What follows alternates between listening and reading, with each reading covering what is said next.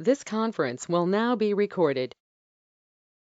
And as she said, this conference will now be recorded, and if you want to see a recording of it, it will be posted on our YouTube channel in a few days or so. Anyway, welcome to GreeningUSA's 17th annual meeting. We're doing the virtual big tent again this year. Unfortunately, we are not all in the same room together. The bad news is we can't be together face to face. The good news is you don't have to get in your car and burn fossil fuel to get to a venue, and you can actually show up in your jammies. So we'll we'll just look at the glass half full. So, Diane, I do notice, in case you missed it, that the mayor has arrived. Oh, okay. So, good. In that case, we're in good shape. so we'll stick with your original schedule. Excellent. Moving on, housekeeping notes. Please keep your microphone muted unless, of course, you are talking. It'll just help to prevent background noise. And please submit your questions in the chat box. We are expecting a lot of people to show up. GreeningUSA acknowledges that we are on the territory of the Onondaga Nation, Council Fire of the Haudenosaunee Confederacy. We are thankful for their stewardship of our environment.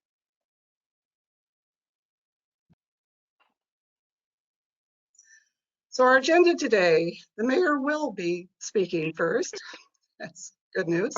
But then after that, we will move on to our Sustaining Our Communities Advocacy Awards for 2020. Then we will do our usual GreeningUSA report to members, and then the program, which will be about an hour. We have 10 speakers, the virtual Big Tent, and we're really looking forward to hearing about all the great things that people and organizations are doing in our community. And first, I just wanted to give you a personal note, and that word celebrate seems to be kind of an oxymoron in the current moment that we're living through, faced with all the crises, the climate crisis, the pandemic crisis, the social justice crisis, the long list of crises that are just, they seem to be so overwhelming that it's pretty easy for some people to say to themselves, I am just one person. What can I possibly do? How can I make an impact? And the answer is, you are the drop that makes an impact on the surface and sends the ripples out, and those turn into waves, and that results in positive change. So please remember, one person can make a difference. You are making a difference. Thank you for making a difference, and keep doing what you're doing. And it is now my great pleasure to introduce the Syracuse Mayor, Ben Walsh. He has graciously accepted our invitation to take time out of his really busy schedule to share some thoughts and some perspectives from the mayor's office. So let me put up the mayor's slides. Mayor, if you can unmute yourself. Mayor? Morning, everyone. Can you hear me okay? Yes. Great. Well, thank you all for being a little flexible with me. I'm like everybody else, we've had to shift some things around in the Walsh household, and I'm on drop-off duty every morning.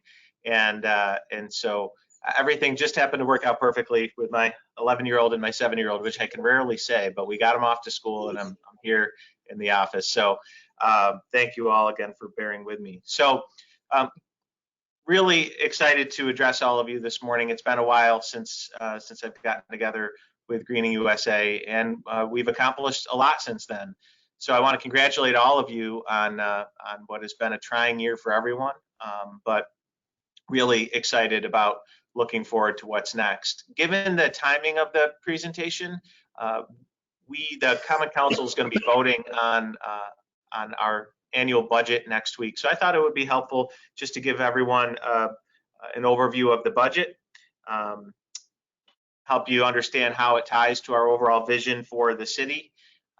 Also wanted to give a quick update on where we are with our planning for the American Rescue Plan federal relief that we're receiving. And then I did save an exciting announcement for the end of the presentation, which hopefully you all will be as excited as I am about. So if we can go to the next slide, I always like to start with our vision, which is our North Star. It drives all of our work. It's one of the first things that we did as a team when we started back in 2018. Our vision is for Syracuse to be a growing city that embraces diversity and creates opportunity for all. So we want to grow.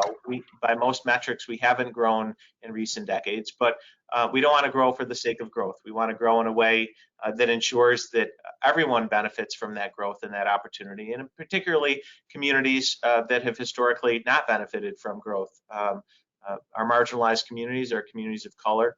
And so one way in which we do that is by embracing the diversity that makes our city what it is. And again, that drives all of our work. And I'm going to take you to the next slide to talk about our objectives, which are an important component to driving our vision forward. So along with that vision, we established 4 objectives for our work: achieve fiscal sustainability, increase economic growth and neighborhood stability, deliver city services effectively, efficiently, and equitably, and provide high quality constituent engagement and response. So again, those are that's the framework for driving our vision forward. It also presents a useful framework for a lot of the work that we do, including our budget.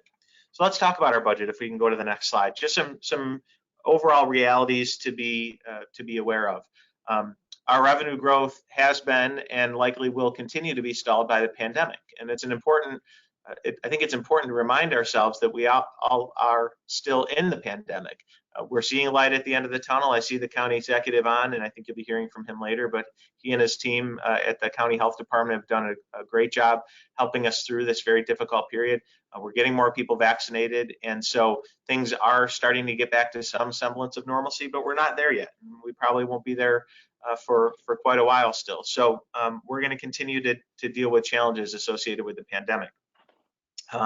Our sales tax revenue, which is our largest source of revenue, is recovering, so that's good. But as you can imagine, it was decimated.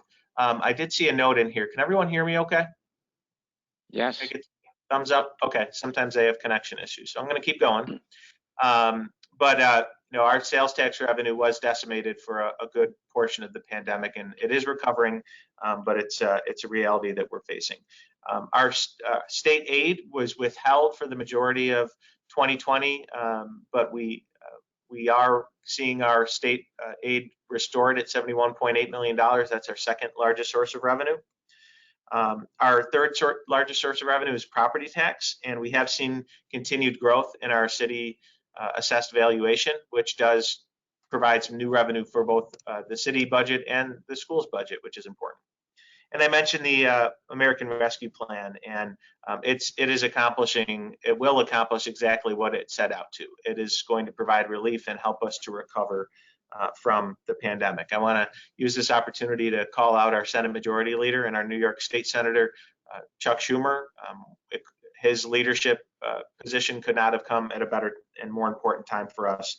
Senator Schumer, along with Senator Gillibrand, and of course President Biden and his administration, really, again, couldn't have come at a better time, and puts us have helped to put us in a very strong position for recovery.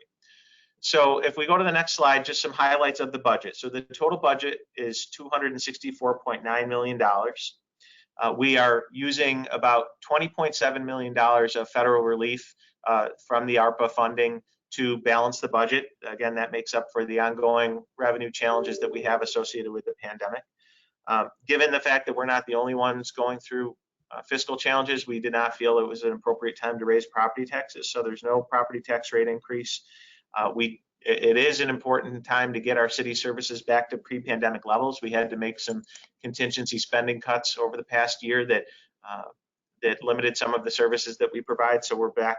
This budget gets us back to where we were, and hopefully continues us on our path to delivering services more efficiently, effectively, and equitably, as we described in our objective. It continues to support COVID-19 recovery through investments in housing quality, in public safety, in schools, and in parks and recreation and youth programs, among other things. And we also introduced, and we'll provide a URL towards the end of the presentation, a new online budgeting tool. It's called Balancing Act. The school district has used it in the past. It's just a way to help people better understand what's in the budget, to be able to actually go in using this tool, see how the funding breaks down, gives you an opportunity to reallocate funding, but understand that as you do that, you have to continue to balance the budget. So it's a good public education tool. And what we hope is it's just a baby step, but a step nonetheless towards a more participatory budgeting process, which is something that we're very interested in making progress on. So a few highlights within the budget. We're creating a new, and that's on the next slide, we're creating a new high occupancy monitoring enforcement unit, or home unit, for housing quality. So you all will probably recognize the building in this picture. This is the skyline on James Street, 753 James. You'll see that's me in the green. I'm with members of the police department, the fire department, code enforcement, neighborhood and business development. And we've really taken a multi-department approach to dealing with the challenges of Skyline, and we've been doing that for over 3 years now. The problems at the Skyline really started to show up on our radar shortly after I took office, and so we've been using this interdepartmental approach. What we've realized is a couple things. Number one, it's important that we formalize this interdepartmental collaboration on these unique high occupancy properties, and so we're establishing this home unit to do that, to formalize that collaboration. But we also want to use this unit to identify where there may be new tools that we can add to our toolkit. I assure you, we have used every tool in our toolkit to address the problems at Skyline, and the reality is it hasn't been sufficient yet. So we need to continue to be creative and innovative and identify new solutions, and we think by formalizing this interdepartmental collaboration, that's going to help us do that more effectively. So that the home unit is already in place. We've done multiple site visits at other high occupancy properties, and again, hoping that we can learn from the tragedy at the Skyline and ensure that something like this never happens again in the city. If we go to the next slide, on a related note, we continue to build the capacity of our our Bureau of Administrative Adjudication, or the BAA. So that office, if you're not familiar, does what its title implies. It administratively adjudicates code violations that would have otherwise and previously went through the traditional court system, where they often got caught in a bottleneck. So we're increasing the office's capacity to do ticketing and hold hearings. The BAA is going to hire, through this new budget, a new paralegal, and also reinstate a part-time administrative law judge to again build our capacity to process more code complaints, and ultimately to get more compliance from property owners. That's the goal here. It's not to be punitive, it's to get compliance and to make sure that properties are healthy and safe, and ensuring quality housing for our residents. BAA will also be performing online meetings that they will publish for people to tune into, and they're also accepting payments online. So good progress from the BAA. If you go to the next slide, something that I think will be hopefully appreciated by this group, we're making significant investments in our parks and trails and urban forests. I think we all appreciated our public spaces and our green spaces prior to the pandemic, but I know many appreciate them even more now, as we all looked for and sought, especially this time last year, refuge in our parks and open spaces where we could go out and get some exercise and some fresh air, but to do it in a safe, socially distant way. And so we want to acknowledge that and use it as an opportunity to invest more in these spaces. A fun way that we're doing that is through some new pop-up programming. So over last winter, for the first time, we did pop-up snowshoeing programming in our different parks. Typically, our snowshoes are located at Sunnycrest Park, where we do our cross-country skiing as well. And we started to bring them to different parks and get people out in different parks snowshoeing. So we looked at how we could do something similar in the summer.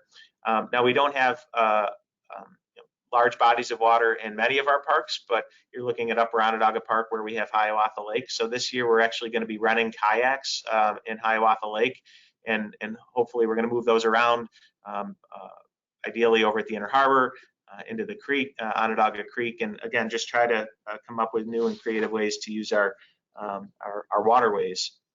If we go to the next slide, also making investments in our trailway, our growing trailway system. So we have a new extension of the Creekwalk that takes you south from Armory Square down through Kirk Park, and we want to continue to protect and leverage that investment. We have the new Empire State Trail that was built by New York State and is going to be handed over to the city for ongoing maintenance. We acknowledge that if we really want to take care of these assets that we've developed, we need to do more. We need to invest more in overall maintenance. So we are reinstating a Parks Department supervisor position that's going to be focused on the overall aesthetics of all of our parks and public spaces. They're going to be based out of our greenhouse, which is located in Lower Onondaga Park.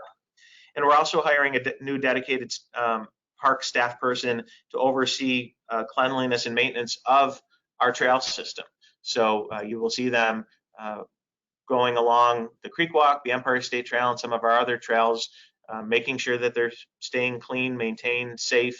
And again, we hope that this is just a continuation of our ongoing investment in our open spaces and our growing trailway system.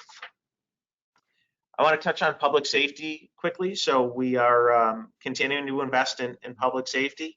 And this is on the next slide, we are in the budget funding new classes in both the police department and the fire department. We need to make sure that our departments have sufficient staffing to provide necessary public safety. We're actually graduating the second fire academy class of this administration today. It's also the most diverse class in the history of the fire department. I believe around 43% of the recruits are people of color, and so we're really proud about that. Proud of that as we continue to try to ensure that all of our departments reflect the diversity of this great city that we serve. You go to the next slide. So the budget funds another fire class, which will be our third class in this administration, and it also funds another class in SPD, which will be our fifth class. We're currently vetting for our fourth class, which will start the academy probably in a month or two, and then given the number of retirements and resignations that we've had in the police department, we're going to put another class right on the heels of that. But I think it's important to note that, as we invest in public safety, that does not mean it's not an either-or proposition between continuing on the reforms and the improvements that we're making to our departments, and specifically the police department, while also investing in those departments. We can do both, and we are. So in addition to bringing on the new class, we're making investments in additional ways in which we can build relationships within the community. We're starting a new police athletic league program that is being led by our community engagement director, Jimmy Oliver, who moved from Deputy Commissioner Parks over to SPD to lead those efforts.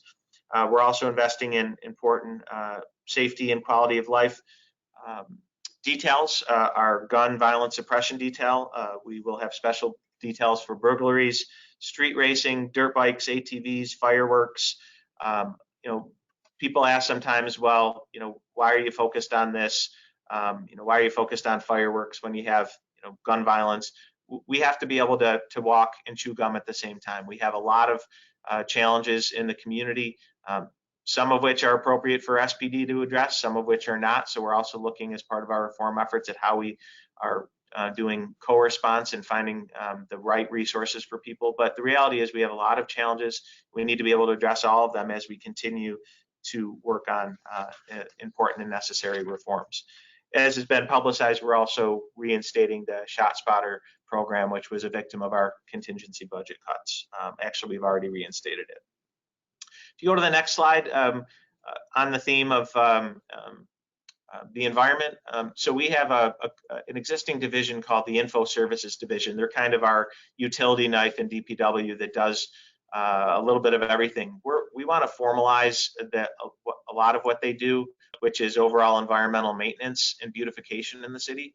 And so we're shifting that division to become a new division of environmental services. And a large component of that division is litter picking. We are actually adding staff to that division so we can do more to keep our streets and our neighborhoods clean.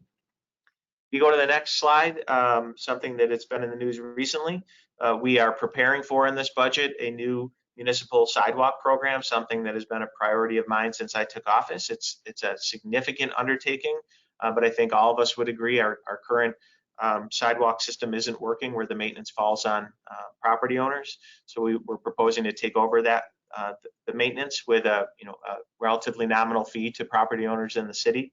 The council is currently considering that, and as they do, this budget anticipates moving forward with that program. So we have some new staffing that will help assist the overall administration of that program should it be approved.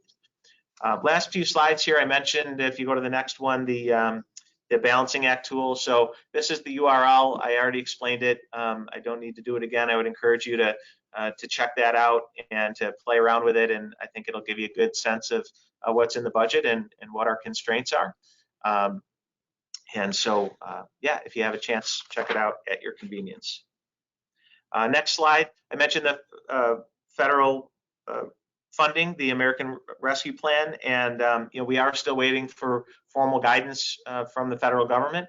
But just to give you a sense of how we are going about prioritizing, I mentioned the significant revenue impacts from the pandemic. So we want to make sure that we use this funding to offset those revenue impacts, restore our fund balance to a healthy place. Also address our workforce concessions. So our workforce, who provided the essential services throughout the pandemic, made some sacrifices, and so we want to make them whole. We restore furlough days, and so we're going to do that.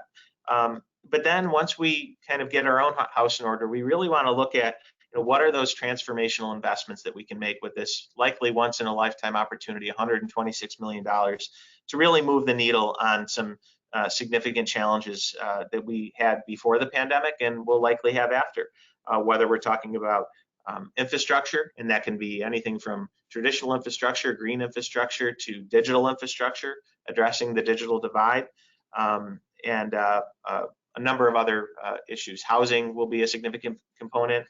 And if we go to the next slide, something to be determined if and how we will use the federal funding to assist with this, but we also want to move the needle on transportation. If you look at where we made investments, we've tried to enhance our bicycle infrastructure. We're in the process of building a municipal sidewalk system to address our pedestrian infrastructure. We also need to do more in the public transportation arena. And we have a really good plan for how we can do that through bus rapid transit. Syracuse Metropolitan Transportation Council completed a study a few years back that gave us the path towards implementing BRT in the city. And we made, I think, a significant step forward just within the past couple of weeks by working with Centro to submit a request to Congressman Katko's office. Congress is reinstituting a process for earmarks, and Congressman Katko submitted a $15 million request to advance BRT in the city. So this is, far from final, but I think an important and significant step that shows the collective commitment of our community to BRT. I want to give a special shout out to Senator Rachel May, who's been a great proponent and advocate of BRT. I met with Senator May and the leadership of Centro earlier this week to talk about how we can use this window of opportunity again to really push forward and to get BRT implemented. So I really Funding is still a work in progress, but I really feel like the stars are aligned, and I think that this is a game changer. I think it completely changes the dynamics around public transportation in this community, and I'm really excited about it. So the last thing I wanted to share, something I'm also excited about. I'm coming to the end of my first term and anxious to get started with the next one, but it gives us an opportunity to look back and also look forward. And one of the areas that we've been looking at, if you go to the next slide, is our sustainability plan. So I was in the previous administration and was tangentially involved in the development of the Syracuse Sustainability Plan back in 2012. That was part of the Comprehensive Plan 2040 that was adopted by the Common Council in 2014. Made a number of recommendations about enhancing sustainability of municipal operations, and we've made really significant progress on that plan. But I'm really excited to announce that beginning in 2022, we are going to begin updating the sustainability plan and the Comprehensive Plan 2040. A lot has happened since we first completed the plan in 2012. We want to make sure that we are adapting and adjusting as overall conditions are changing. And so we are going to get underway in earnest next year on the 10-year anniversary of the completion of the sustainability plan with an update. I suspect many of you on this call were very much involved in the initial development of the plan. I hope that you will be willing to be involved in the updating of that plan. And I look forward to sharing more as we begin putting the pieces together. So that is it for this morning. Hopefully I did okay on time. Don't know if there's any time for questions. Happy to answer if there is. Otherwise, thank you so much for giving me the opportunity to address all of you. Thank you, Mayor. And I see that a question has been answered in the chat box. There was a question about I'd like to see the policy on the new sidewalk program, and I see Owen Kearney provided a link. So if you are interested in seeing that sidewalk program plan, the link is there for you in the chat box. Any other questions for the mayor?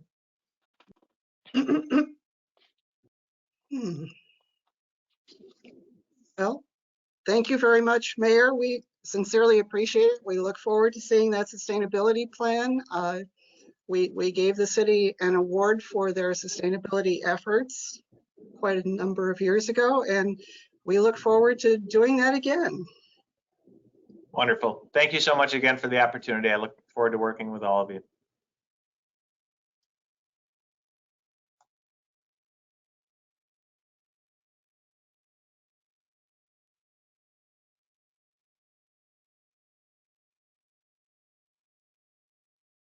So moving on in our program, now we have John Presbiora, who will be announcing our advocacy awards for 2020. Thank you, Diane, and thanks again to the mayor for a wonderful talk, exciting initiatives in a challenging time. GreeningUSA's primary mission is promoting sustainability, of course, the practice of meeting the needs of the present without compromising the future. The Sustaining Our Community Awards honor exemplifying projects and activities which contribute to the community's sustainability. Today is our 15th annual awards presentation, and we're going to recognize individuals, organizations, or specific projects, achievements from 2020 that support the principles of GreeningUSA's 12 traits of a sustainable community. You know, for better or worse, community leaders make decisions, and they act in ways that affect the near and the long term. These decisions can either nurture or strangle a community's success or sustainability.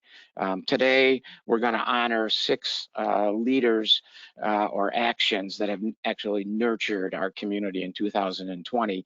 And what a year it was, right? Burdened by COVID-19 pandemic. All of us affected in some way. And each of today's honorees contributed to our community's strength and vitality during the challenging year. The first award is to recognize our county executive, Ryan McMahon, for the county's COVID-19 crisis management and response, exemplifying government leadership and public health and safety importance as part of sustainability. With 36,000 COVID-19 cases recorded in the county, nearly 700 of our friends and relatives have died. Summing up the consequences and what's been done to control the disease will fill volumes, but one chapter will necessarily be devoted to Onondaga County's government's action under the leadership of County Executive Ryan McMahon to keep the crisis under control. A critical component for community success is the government leadership that actively creates the appropriate policy, employs and mobilizes staff equipped for the task, and takes the right actions to achieve the mission objectives. In this case, there are many such tasks, such as deploying testing and vaccines to control the spread, assuring the resiliency of medical facilities, keeping an eye on the local economy and the county treasury, and informing, assuring, engaging, motivating the public as active participants in the community response. County Executive, thank you for your excellent daily briefs. We were kept informed quite well by your efforts, and for seeing the county through this very difficult year. GreeningUSA has selected you, County Executive McMahon, for this for leadership in this time of crisis. Thank you, and thanks to your entire COVID response team for a job well done. I'll give you a chance now to accept the award, and hopefully you will be able to make a few comments for us. So unmute your mic and join in for a brief acceptance. Well, I think the phone is still by regular at home. This is the 223-1788. That phone is still, ringing. It's supposed to ring on this phone. What happened is when it was transferred, they created a new number, and then they were supposed to kind of take my old number 223-1788 to ring on my iPhone device. But I don't know if that has happened or not. Oh, hi, Ram. It's nice to hear from you. Unfortunately, at this moment, we're supposed to be hearing from Ryan McMahon, and I apologize for your technical difficulties. We simply can't deal with it at the moment, so please do the best you can, and please mute yourself. I am on a Zoom call right now, so I'm watching a program, so I took it. I appreciate it, and I can call you back on a certain number. Yeah, go ahead. Thank you. County Executive McMahon, please, if you have a few remarks that you would like to make.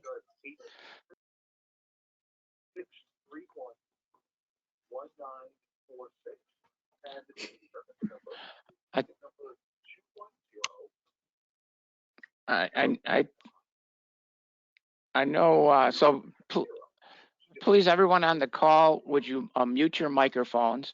And if I thought I saw the county executive in the meeting a short while ago. Okay, thanks. Bye. But apparently, they're having some technical difficulties. And Ryan, if you're there, let us know. If not, and you join us in a few minutes, please put that in the chat for us so we can give you an opportunity for acceptance. I'm gonna move on to our second awardee. Can we have this slide? For enriching our community with a creative solution to expand outdoor dining, the Parklets project is the next award. Community enrichment is embodied in trait 9, involves culture, arts, and entertainment. Activities such as art, music, food, sports, other entertainment activities create identity, preserve local heritage, and enrich people's lives. And they can contribute to creativity, promote mental health, human vitality, and sustain a valuable community identity. With a significant dose of out-of-the-box thinking, as the 12 traits suggest, Mike Haggerty, the entrepreneur who operates the Wildflowers Armory gift shop, and architect Matthew Lupiana proposed a novel but not necessarily new way to expand outdoor dining onto the sidewalk and street parking spaces. Using concepts borrowed from the city of Stuttgart, Germany, the Syracuse Parklets project was launched to turn the public right-of-way into socially distanced outdoor seating, utilizing handcrafted wood structures as a way to help pandemic-affected businesses in downtown. While Haggerty and Lupiana provided the spark for this project, parklets are the product of a partnership between the city and local businesses, residents, and neighborhood associations, demonstrating again that working together rather than going it alone makes it easier to solve complex problems. Congratulations to Michael and Matthew. And if you would like to say a few words, Michael, I saw you in the audience this morning. Please unmute yourself. Good morning, everyone. Thank you on behalf of SWBR, Matt Lupiani, and the village that made these Parklets program a reality. Parklets for the People was a really rewarding experience for me. I got to help my uncle and family's restaurant, Kitty Hoynes, and slow some traffic down and turn some heads. And during the mandates and the pandemic, it made an actual real impact for these small businesses that were affected. We're working with local design firms and potentially the AIA to have a citywide larger impact and even more parklets that hopefully will find the way to work around all the construction coming to Syracuse this season. Thank you so much. We appreciate the acknowledgement, and we look forward to making even more parklets and more community happen. Appreciate it. Thank you, Michael. Next award. Among the social equity specific policies and practices included in trait 6, buildings and housing, is the need for affordable housing programs. A tiny home for good is an example, is an excellent innovative example. Spectrum News reported in August that Andrew Linetta has been hammering away since 2016, building 300 square foot houses for the homeless and making veterans the top priority. Supported by donations and grants, dedicated volunteers who Spectrum reported as that come in the rain and shine or pandemic to build homes for individuals who have nowhere else to stay. By 2020, 21 homes had been built, and while plans were to add 6 more by the end of the year, 3 were completed in the pandemic-plagued year. A Tiny Home for Good has received funding and support from the Community Foundation, the Gifford Foundation, Allen Foundation, CNY Tuesday, Upstate Shredding Initiative, and others. And soon, A Tiny Home for Good will restore and recycle a building that will serve as its headquarters. Just want to note that in 2019, Onondaga County made a substantial grant to A Tiny Home for Good to build homes. So each of these houses is 300 square feet approximately, and cost around $32,000 to build. Andrew, congratulations, and thank you for showing the way to chip away at homelessness one home at a time. Unmute your mic if you're here, Andrew.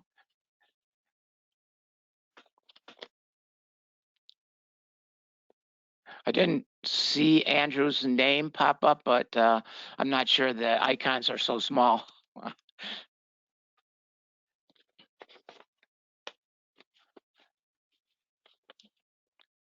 I don't think Andrew's here. I would think we would have heard of by now, unless somebody's hearing something that I'm not. I suppose any of us can lose audio at any point during this this type of call.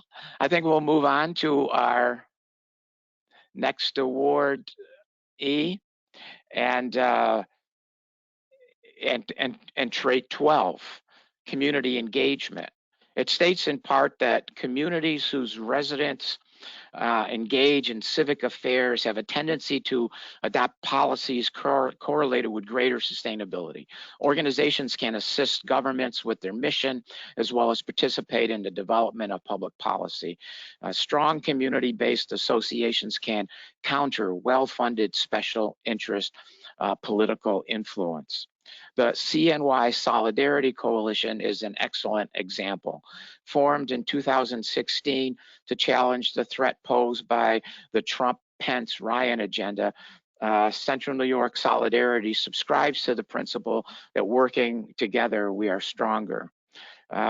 The organization is anchored by founding organizations, the Syracuse Peace Council and the Workers Center of CNY, and is now joined by the Central New York Area Labor Federation, Syracuse Cultural Workers, and the Urban Jobs Task Force. It is overseen by a steering committee led by co-chairs Christine Flynn, Peter McCarthy, and Dick Kornbluth. But the heart of the organization is comprised of the hundreds of people, if not thousands, that rally, march, and contact public officials. The coalition works to oppose hateful rhetoric and violence against oppressed minorities and to influence decisions of government on various topics, including climate change, healthcare, immigration.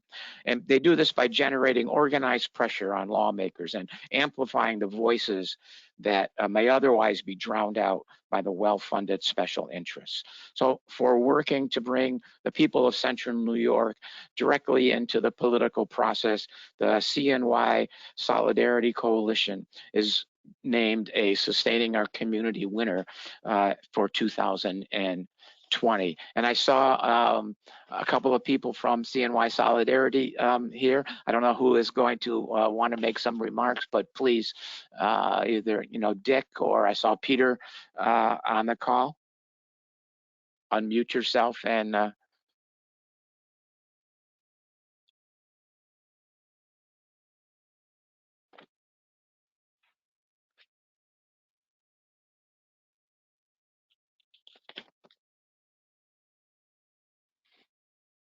Diane, am I still being heard?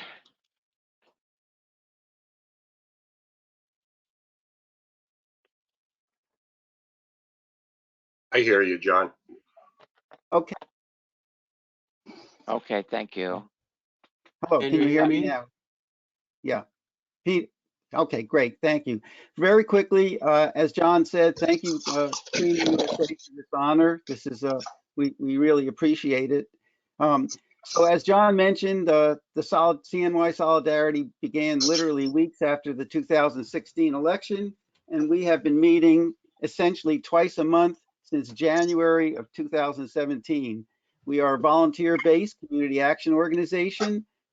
We currently have over 2,400 people on our mailing list, and we also act as a clearinghouse for social, economic, and climate justice activities in Central New York with twice weekly mailings to our 2,400 plus members. We are as John said, we are a volunteer-based organization, and we do our work through 4 self-directed independent committees, and I'll very briefly go through who they are.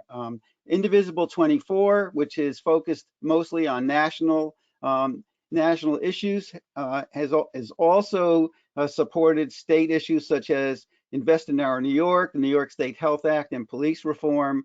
The State and Local Action Team, which focuses on focuses on state, city, and county issues, such as the equitable taxation by the state, police reform, fair voting practices, and redistricting in city and county, and transparency in the county government. A climate justice committee, which was very, very active during the passage of the Climate and Leadership and Community Protection Act, which establishes very hard goals for New York State decarbonization, and is one of the most progressive climate justice bills passed in the entire country, and is now actively working to pass the Climate and Community Investment Act, which is designed to fund the work of the Climate and Leadership Community Protection Act. And finally, Beyond War and Militarism, which opposes the pervasive role of militarism in the US culture and exposes how the Pentagon budget harms people both in this country and across the world.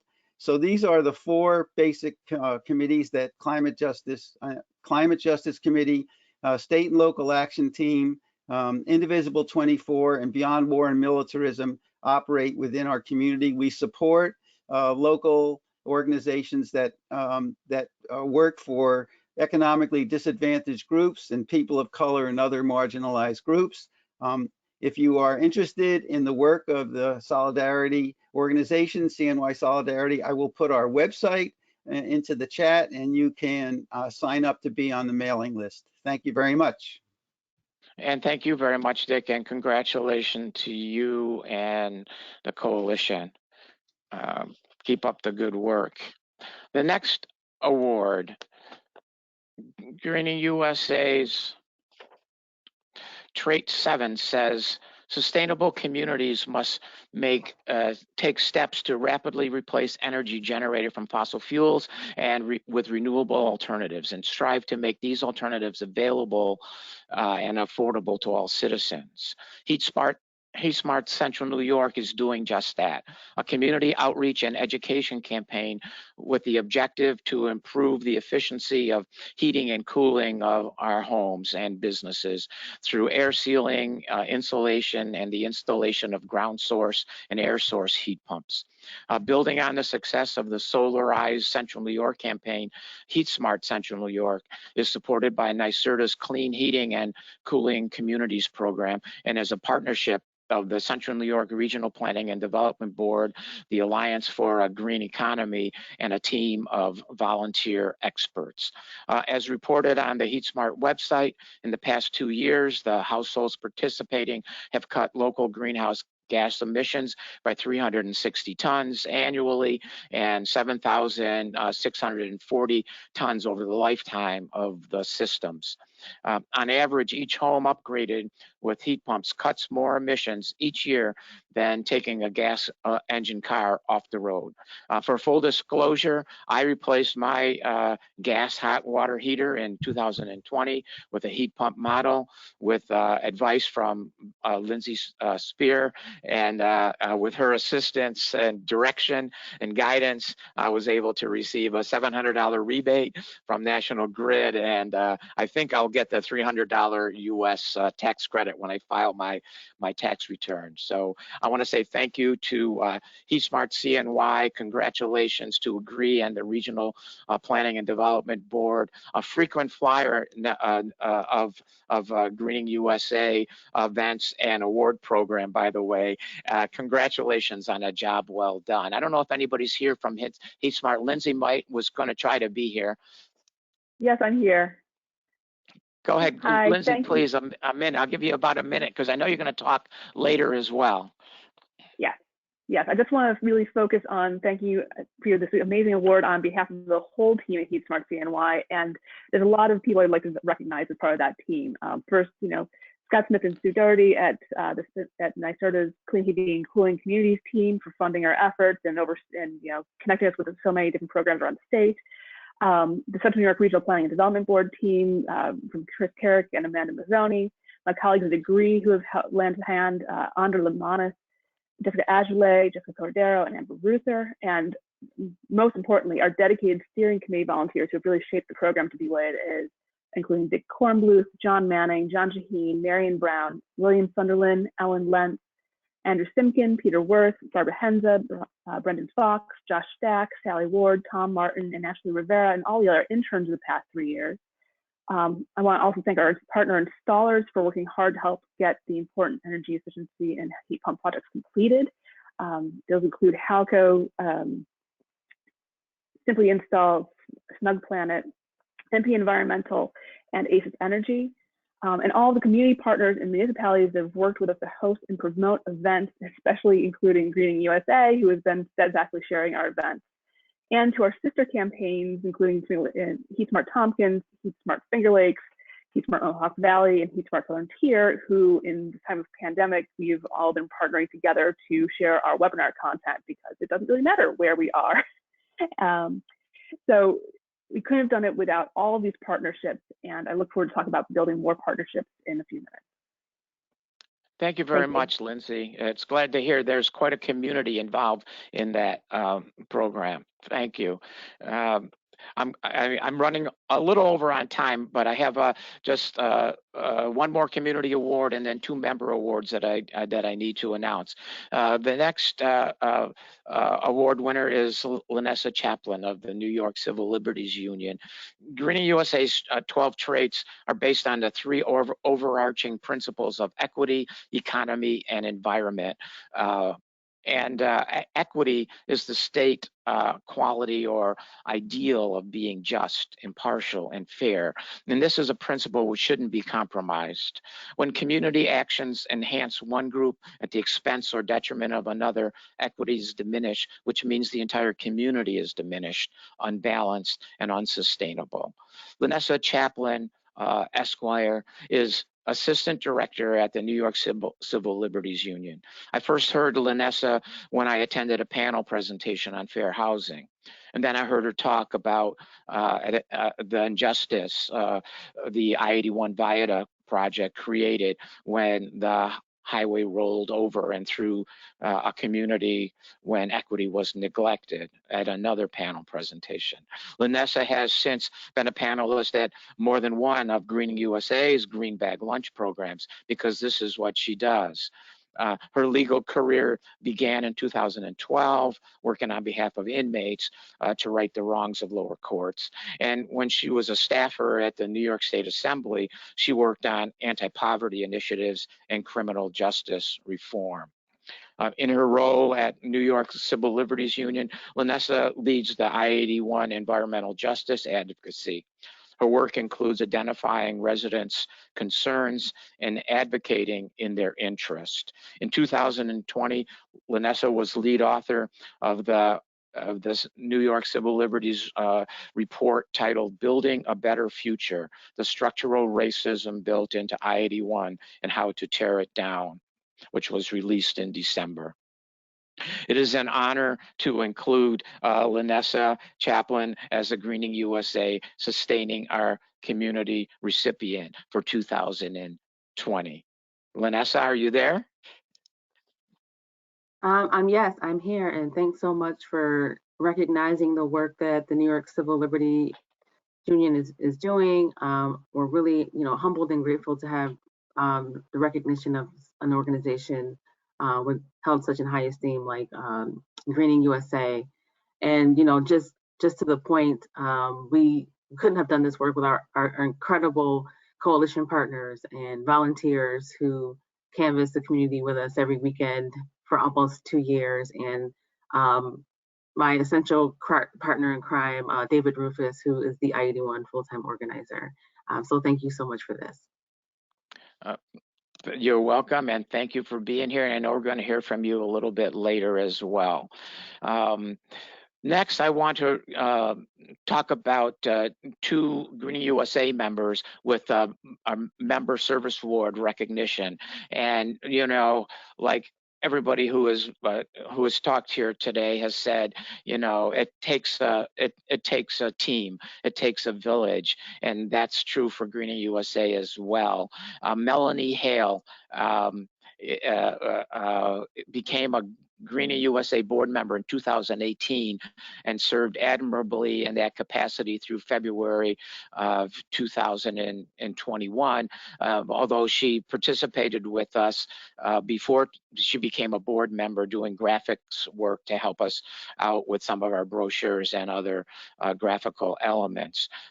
During the period that Melanie was on the board, she served as advocacy chair.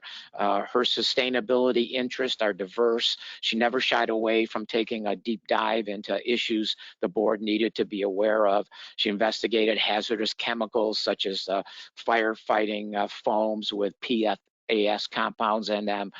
She investigated propane gas, greenhouse gas potential. She looked into noise pollution from leaf blowers, and she even looked into and took a deep dive into Syracuse's Columbus Monument, a symbol of injustice needing addressing. So Melanie, to you, it's been a pleasure working with you and having you on the board. Your service and you will be missed. I hope you come back to see us often. Are you in the audience, Melanie?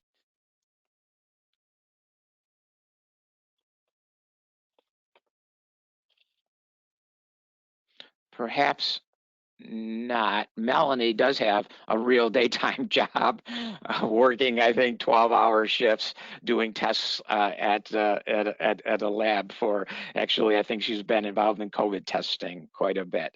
The next award is for another one of our board members who has moved on, Meryl Corson. Meryl served as GreeningUSA board member from 2013 to 2020.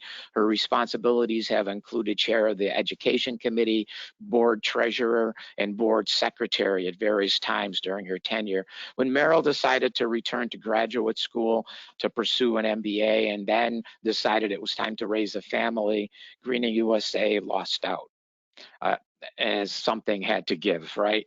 So Meryl's willingness, though, to take on various roles made things easier for the board at a critical time in our history. And Meryl, your service to GreeningUSA is truly appreciated. It was a pleasure working with you on the board. Thank you very much for your support and service over these years. Are you there? I think I saw you here, Meryl. Meryl was here, but she had to jump off because it was nap time. Okay. For the baby. Maybe for her yes. too, you never know. Right. The responsibilities that we we have as wearing all kinds of hats. Diane, that's all I have. Thank you very much for everyone's kind attention. I apologize for running over a little bit. Turning it over to you.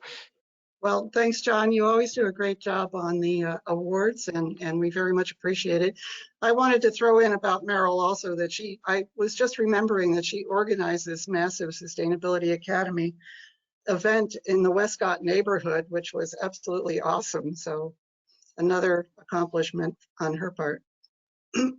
So I will try to zoom right through our report to members.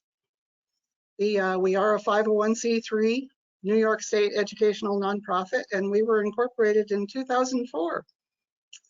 Our mission is to advocate for sustainable communities to the benefit of local economies and environments. And now you know why we like to partner with so many different organizations, because we've taken on everything and we certainly cannot do everything. Our goals are to educate government leadership and the grassroots. And because of that, we like to create synergies with like-minded organizations. Our two basic outreach efforts, the first one is called the 12 Traits of Sustainable Communities. And that is a document actually that the city of Syracuse went through for about a year, many years ago at this point, and uncovered some things that they actually improved when they used this document to self-assess. So this is not something we invented. We have gathered best practices from all over the country and tried to put them all in one place to benefit communities. Our other program is called Sustainability Academy. and that is our grassroots educational effort. Many thanks to our board members. We are all volunteers. John Presbyora, Peter Arsenault, and I are the original, our three original founding board members going back to 2003. We also would like to thank John Morgan for his work on the Education Committee, Jeff Anthony working for membership, and Chris Striley is our newest, shiny newest board member. Thank you all. As we like to say, you can't thank volunteers enough. Sustainability Academy, we are ecstatic to announce that there actually was a party for the planet at the zoo this year. And I want to thank the brave volunteers from the different organizations that showed up and put their masks on to help educate one person at a time about sustainability. Onondaga Earth Corps, Climate Change Awareness and Action, Clean Communities of Central New York, Onondaga County Libraries, the Onondaga County 4-H Snail Blazers, SUNY ESF students, and TACNY provided a recording of a session that they did at the most, and that was part of the zoo's virtual education program. So thank you all. It was a great day, beautiful weather, fortunately.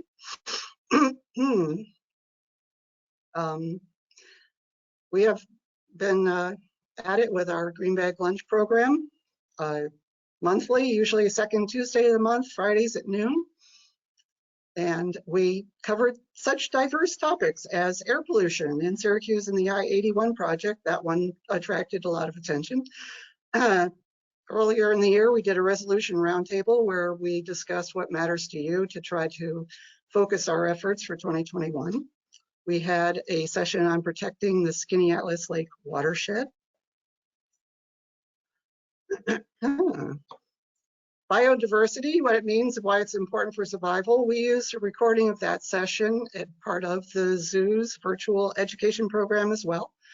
Parklets, yes, we just gave you an award and you did a Green Bag Lunch last fall and it was really great. Affordable and green housing in Syracuse's community grid. That was a concept presentation by a graduate of SU Architecture. Getting New York powered by its landscape. So these next two projects, that one and the Housing Syracuse, were last summer, and they were Maxwell student projects. They were interns, and they did a deep dive, about 6-week research into these topics. One was citing large renewable energy projects and the kind, you know, the successes and the challenges. And then the other one was a really deep dive into Housing Syracuse and looking at the data and talking about affordable housing. And then the last spring, carbon fee and dividend, and talking about whether that is a magic bullet or poison pill. We also partnered with Green Drink Syracuse and we had a networking event and we raised our classes to our computer screens. In advocacy, we once again, we love to partner with diverse organizations all working on a sustainable future, and they send us things to sign on to. So we signed on to support New York State Assembly and Senate bills to support Energy Efficiency, Equity and Jobs Act. We signed on to support the U.S. House Energy Efficiency Public Buildings Act. We support lifting the cap on electric vehicle sales in New York State, and we supported the Thrive agenda. We opposed the National Grid upstate rate hike.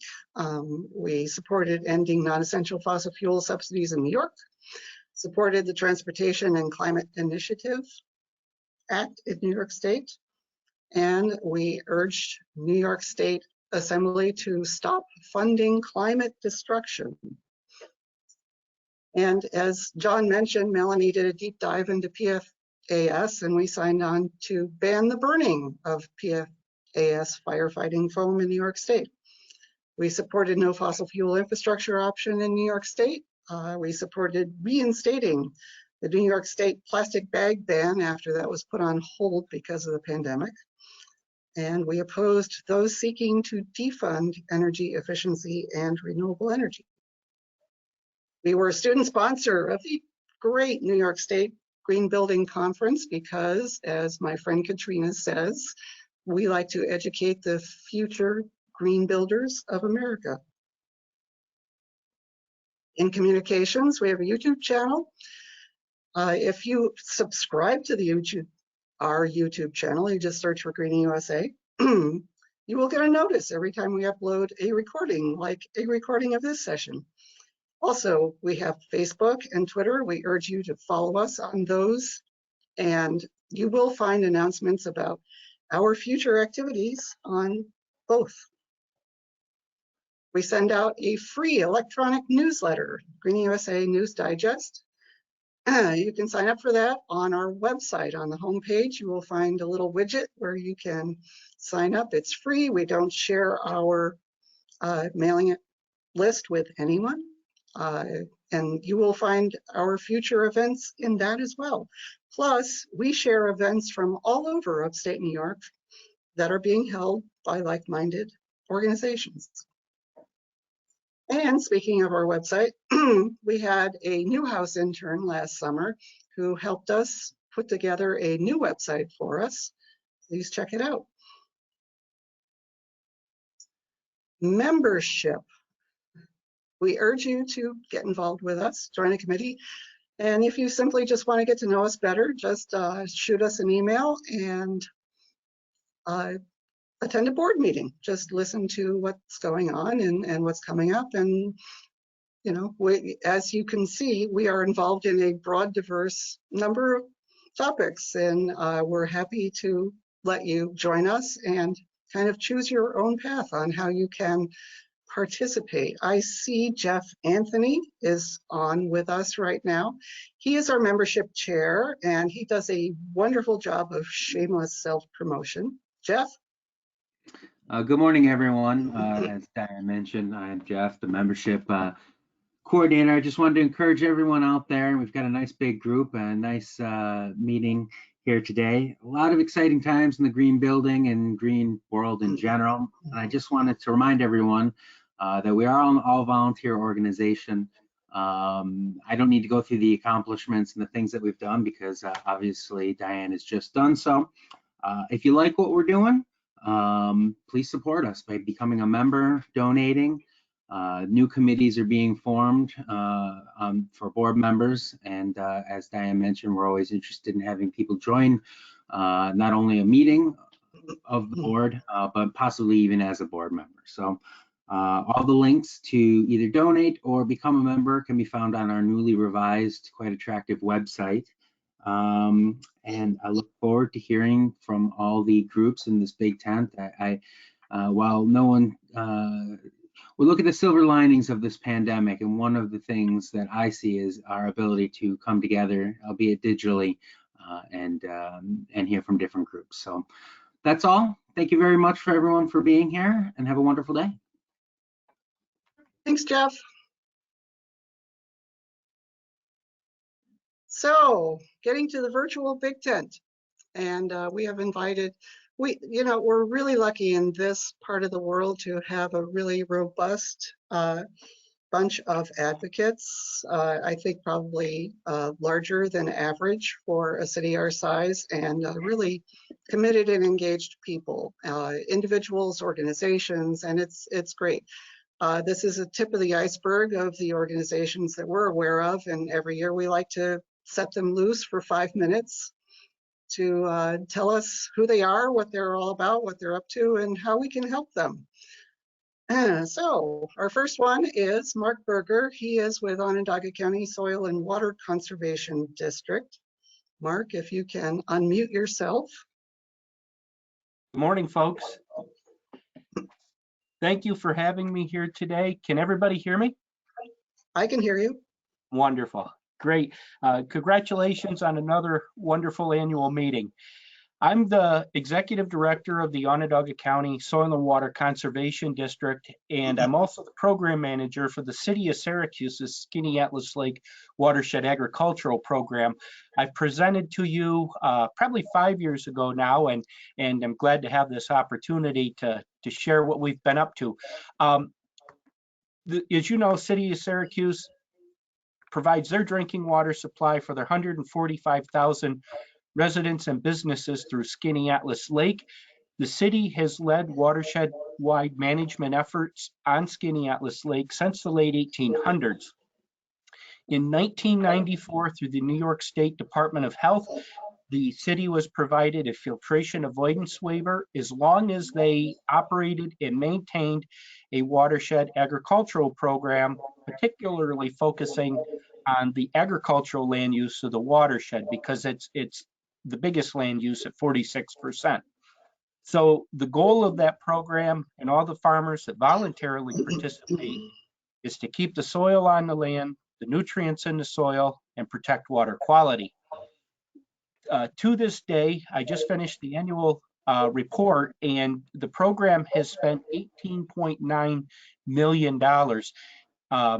Estimated, if they were to build the filtration plant in 1994, cost of $70 million, with an annual operating budget of $6 million. So if you do the math, the agricultural program has been a very cost-effective opportunity for the city of Syracuse.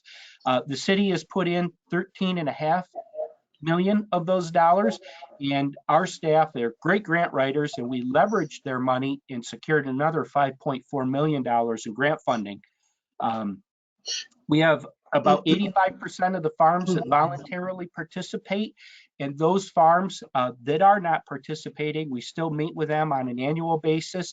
Some of those folks, come from service and past wars and such, and said, hey, I really don't need more government in my life, and we totally appreciate that and respect it, but we have a very cordial relationship with those folks. One of the best things about the ag program is best management practices are built on those farms, but there is an annual review of all those best management practices to make sure they're functioning and contributing to water quality at 100%. If they are not, we do an assessment and do a repair or replacement of those best management practices. One of the awesomest things about the Watershed Ag program is people have come from all over the world to see how the city of Syracuse is doing it, because they're an award-winning program at many levels, and a lot of these folks have taken what they've learned out of the Skinny Atlas Lake Watershed program back home and started similar programs. And I do want to draw attention to 2 farms that have received from National Dairy Sustainability Awards. The first was McMahon's 80 Acres down at the south end of Skinny Atlas Lake. They won that in 2018. And just last year, Twin Birch Dairy Farm on the west side of Skinny Atlas Lake in the town of Skinny Atlas was the most recent recipient. People should be proud that New York has had 3 award-winning farms of this national award, and I believe we are the state with the most award recipients in the whole United States. So I'm here to remind you the farmers are doing a great job at feeding us 3 times a day, as you know, but they're also doing it from an environmentally conscious perspective. They use agricultural environmental management each and every day when they get up and put their boots on to go to work to feed us. Happy to answer any questions, and I'd be happy to give a larger presentation in the future if you are interested. Thank you. Thank you, Mark. Any questions? Moving on, Howie Hollander works with the Technology Alliance of Central New York and the Museum of Science and Technology. Howie, would you like to unmute yourself? I have. Thank you, Diane. Yeah, one of the advantages of being retired is that you can play in any organization you'd like to play in. First of all, I just want to point out we are the Technology Alliance of Central New York. Diane had association on a previous slide. Both organizations that I'm going to briefly speak about cover all of STEM, overlapping with some of the goals of Greening USA. TACNY, Technology Alliance, has been around, I think I said this last year, we've been around since 1903, which meant we had survived the Spanish flu pandemic. And I promised last year that we would, in fact, get through that one. We are here, we're still thriving. We have been able, with the exception of our annual celebration of technology, we have offered all of the programs. We have always provided support to those things that we've always provided support to. So that's been great. Having switched to a Zoom platform has enabled our presentation series to expand beyond Central New York. We've had speakers from all around the world using a something called Skype a Scientist website that allows you to find scientists from all around the world to speak on topics of your choice. So we've had folks from England and Canada speak. One of the advantages of switching to Zoom is that we now can easily record all of our sessions. And we had a session, as Diane pointed out, with Jim Teskey, the Channel 9 chief meteorologist, on climate change.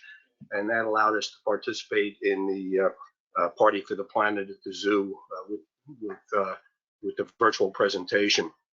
So that's TACNY. We will be here again next year and all future pandemics. The most has had a little bit more trouble thanks to the pandemic. We've obviously had to close our doors there for a while. We are now open. Our hours are limited. We're only open 3 days a week.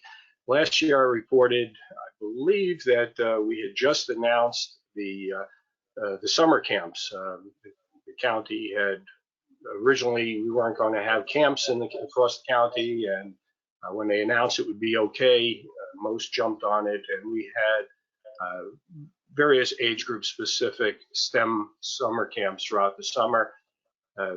Came the fall, and things having not changed much in the schools, we kind of took that concept and changed it a bit and provided enhanced learning opportunities in the STEM fields, again, to limited numbers. And that allowed us to bring some kids into the building that, on the days where we were closed.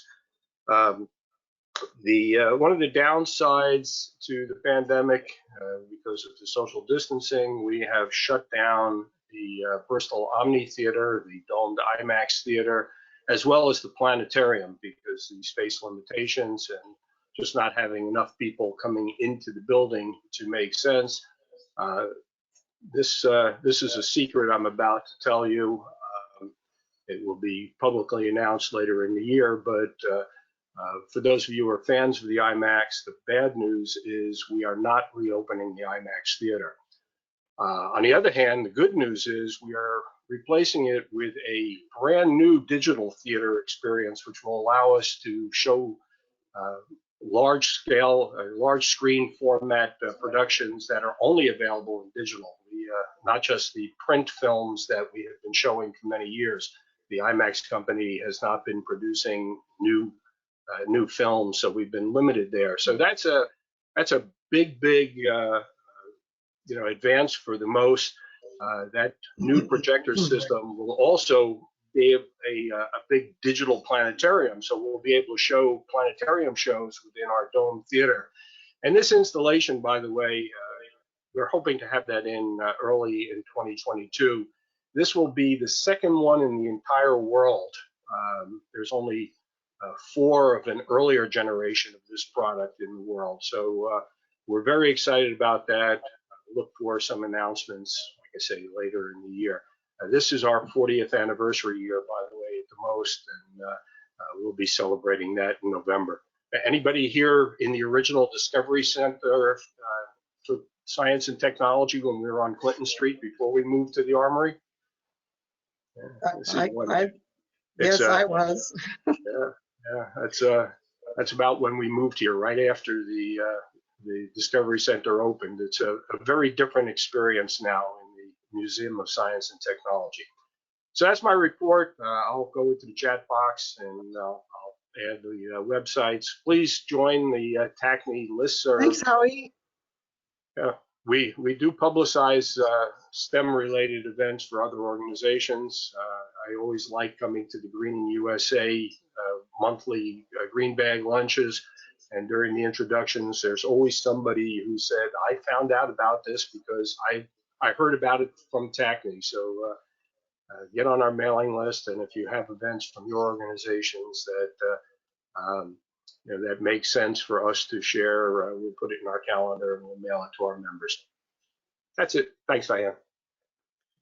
Thanks, Howie. And yes, every time he shares it, we get more people signing up for our green bag lunches. So thank you for that.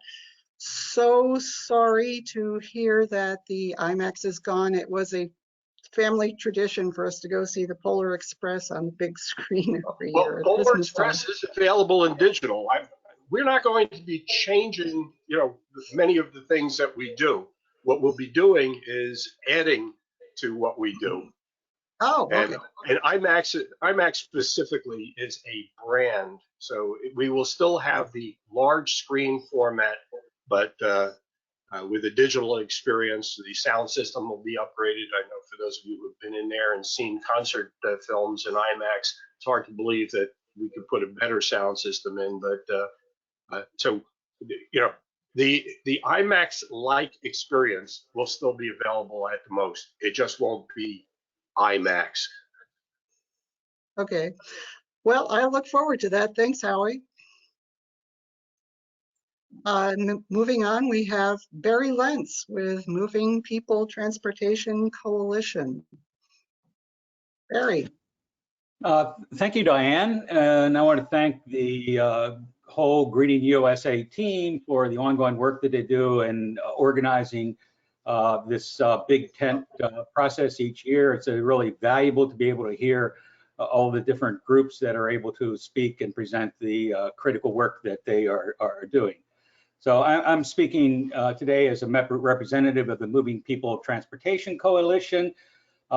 Moving People Transportation Coalition was convened in the fall of 2013 when the DOT began its current DIS process with the initial scoping meeting and the public meetings that followed that. The vision of Moving People is of a sustainable regional transportation system that focuses on, as our name suggests, moving people and not cars. This work is guided by social justice principles that include respect for neighborhoods, community consensus building, environmental quality, accessibility, safety, health promotion, and economic improvement.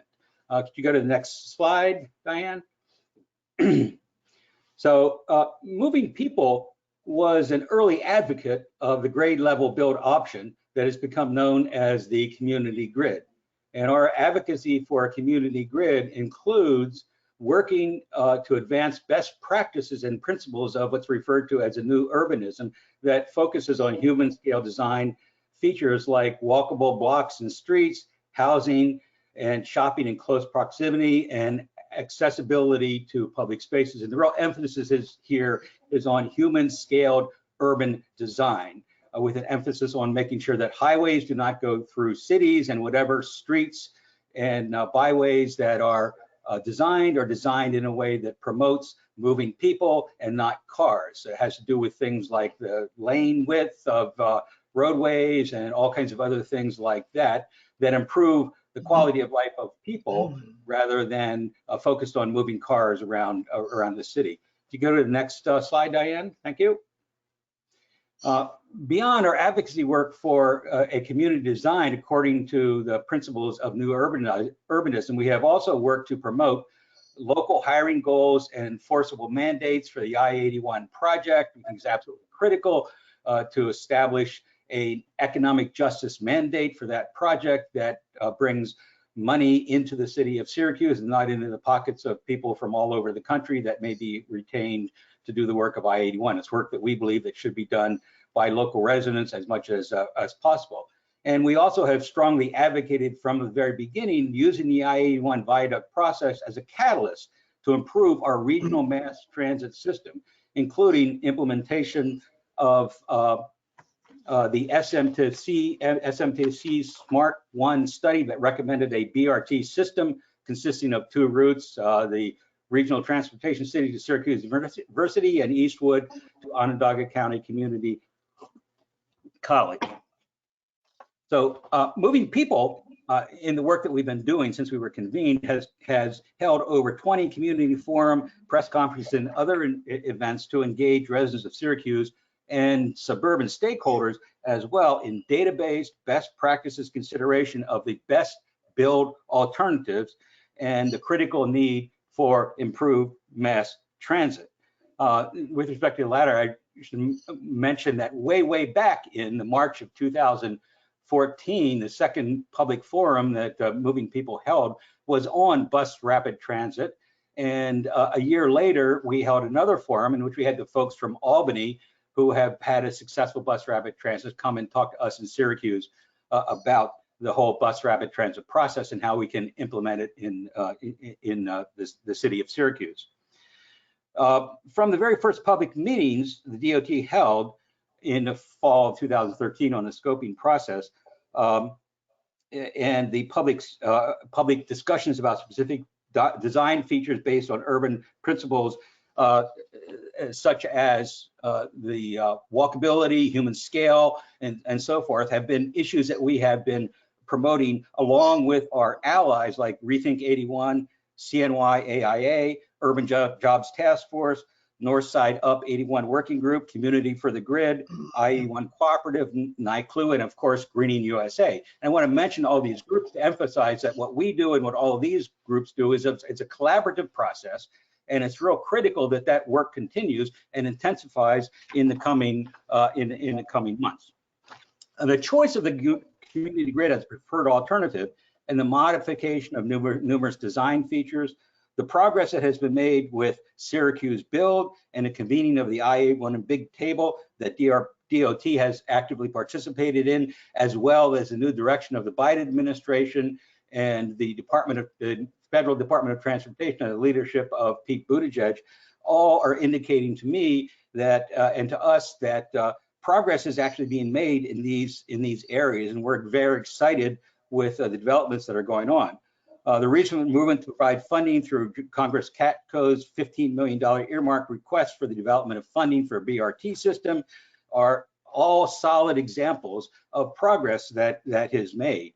But much more work needs to be done in ensuring that racial, economic, and environmental justice guides the design and construction of the community grid. I know Lanessa is going to be making a presentation a little bit later in this event about the work that NICLU is doing in ensuring economic and environmental justice for the community grid build process as it impacts the people of the South Side. But I mentioned the progress that has been achieved in sort of three areas: the design of the community grid, addition and modification of features that are consistent with principles of new urban design, and the other issues. I mention these because I want to encourage people to recognize that DOT is listening and does make changes based on community input.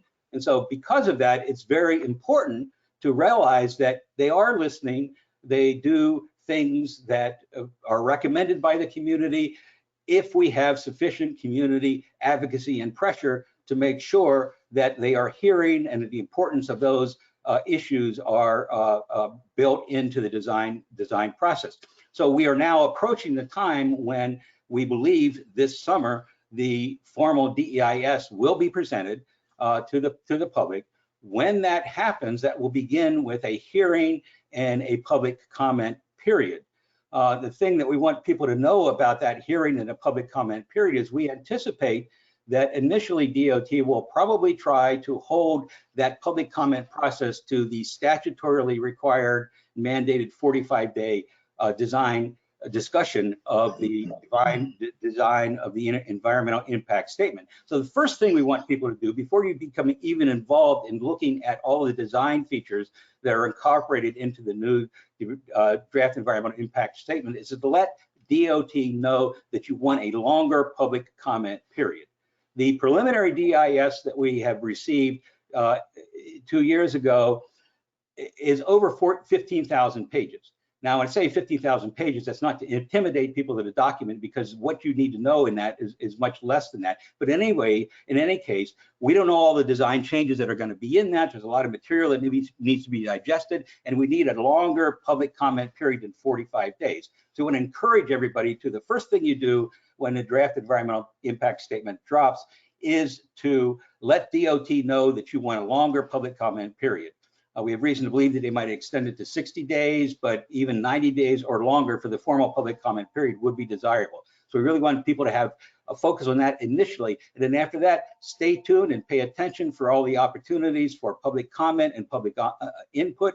Moving people will be involved in letting people know about what's going on and working with the other groups that I've listed to sponsor opportunities for the public to become engaged.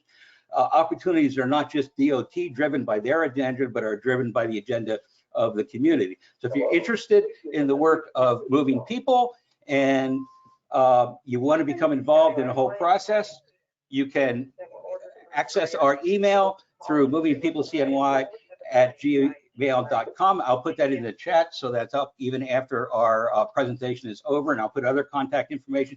Get in touch with us, get involved in the process. I know many of the people that are on here have participated in many of our events, and so we really look forward for a rich and robust public engagement process when the draft environmental impact statement finally drops. We anticipate that period will run into the fall. After that, there will be a period of review by the DOT of all the comments that will be followed eventually by the final environmental impact statement, which should occur about a year later. So that right now, it does look that if the draft environmental impact statement drops this summer, that we're on the timeline that Governor Cuomo had advanced at the beginning of this year of construction on I-81 actually beginning in 2022. So stay tuned, stay involved, get in touch with us, get in touch with the other organizations that are part of doing this work. And hopefully we'll all be able to work together to move the DOT in the direction that we are interested in them moving to with respect to environmental and economic justice issues. I can answer any questions if anybody has any chance, or maybe later on in the big event process, we can come back to this, because it is literally one of the biggest issues that is facing the future of Syracuse for the next 50 years. Thank you. Thanks, Barry. And GreeningUSA agrees it is one of the biggest issues facing our community. We did sign on to endorse the community grid, and we have held a number of green bag lunches on the topic, and we probably will do that again this year. So thank you. Lindsay Spear, Heat Smart CNY, always doing great work in Central New York. Lindsay, would you like to unmute yourself? Yes, indeed. You want to go to our slide, this next one? Excellent. So thanks everyone for being here. GreeningUSA is such a great organization. This past year, the importance of our respiratory health has been emphasized to us in ways that we never expected. And the importance of our homes and the environment of our homes in keeping that health has also been emphasized to us. One of the things I've been really glad to be doing throughout this whole time has been helping people get rid of the combustion sources in their homes, their fossil fuel furnaces for the most part, as one way of helping improve respiratory health. You know, that's carbon monoxide, that's all sorts of other pollutants that are in our homes that don't necessarily need to be there. New York State is committed to reducing our commitment to climate change and meeting the goal of the Climate Leadership and Community Protection Act. With over a third of New York's greenhouse gas emissions coming from our buildings, there's no way to do this without a robust decarbonization effort. And New York State has made a commitment to reducing its energy use in buildings by 185 trillion BTUs by 2025, which is a huge commitment. And so you were seeing considerable resources put from the state to all of our communities and through a number of programs through NYSERDA. One of the things that Heat Smart CNY is doing is helping people connect with those programs. Our program is one of the 20 clean heating and cooling communities in New York State is one piece of that puzzle. But we are also now working not just on the home level, but also focusing on other buildings as well. There are incentives for heat pumps for buildings of all sizes at this point, and there's also incentives and programs to help with design and implementation of those for all buildings through NYSERDA and various programs, which I'm happy to help connect people with. You know, from the state to the federal level, we are seeing action on climate change, and as community leaders, we have responsibility to ensure that we're building our community for the renewable energy system of tomorrow, not the last century. The era of fossil fuels is on its way out. And so that's what we're trying to do. We're also, you know, it's also vitally important that we are creating an energy transition that is rooted in energy justice. The homes that can least afford high energy bills are often some of the worst, the houses with the worst energy bills, and they cannot afford to improve their insulation or building envelope or switch out an inefficient heating system on their own. So this is an opportunity to improve and provide healthy homes for all of us. Over the past 3 years, we've had actually it's supposed to be over 150 participants engaged with the Heat Smart CNY program. We've hosted over 100 events, from workshops and open houses pre-pandemic to webinars and virtual tours in this past year. To date, we have over 95 projects completed in home and many more on the way. And I'm really pleased to announce that over a third of those were for low to moderate income households. So that is largely thanks to NYSERDA's heat pump pilot demonstration project right now, which is still ongoing but is running out of funds. It's for households of 120 that are below 120% of the area median income, and it is dramatically reducing installation costs for air source heat pumps and even in some cases geothermal heat pump systems. And for households that are at 60% of the area median income or lower, we're seeing air source heat pump systems installed for free. That's a pilot project. We're hoping that NYSERDA makes a long-term project in the end, but at the moment, it's just the beginning. As mentioned earlier in our award, there's a significant greenhouse gas emission reduction that is associated with the projects. Over the first 2 years on average, the projects that were installed in households, and they weren't all net zero projects, but they were reductions. And we saw the greenhouse gas emissions reduced by the equivalent of taking one of the household cars off the road or more. Extrapolating our first 2 years to the current projects completed, we estimate that there's been over 480 pounds of carbon dioxide emissions decreased annually and will be removed from the systems over the course of each year of their operation. Next slide, please.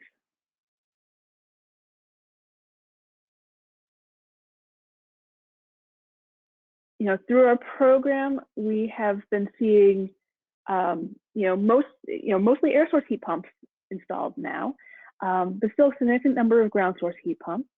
Lots of homes are improving their insulation and air sealing, usually in conjunction with installing heat pumps.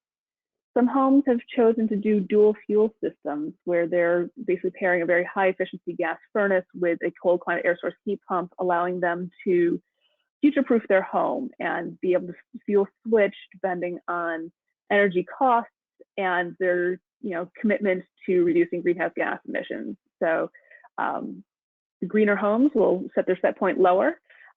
It's a trade-off between carbon emissions and the energy costs for those homes. And heat pump water heaters as a way of really improving the efficiency of our water heating.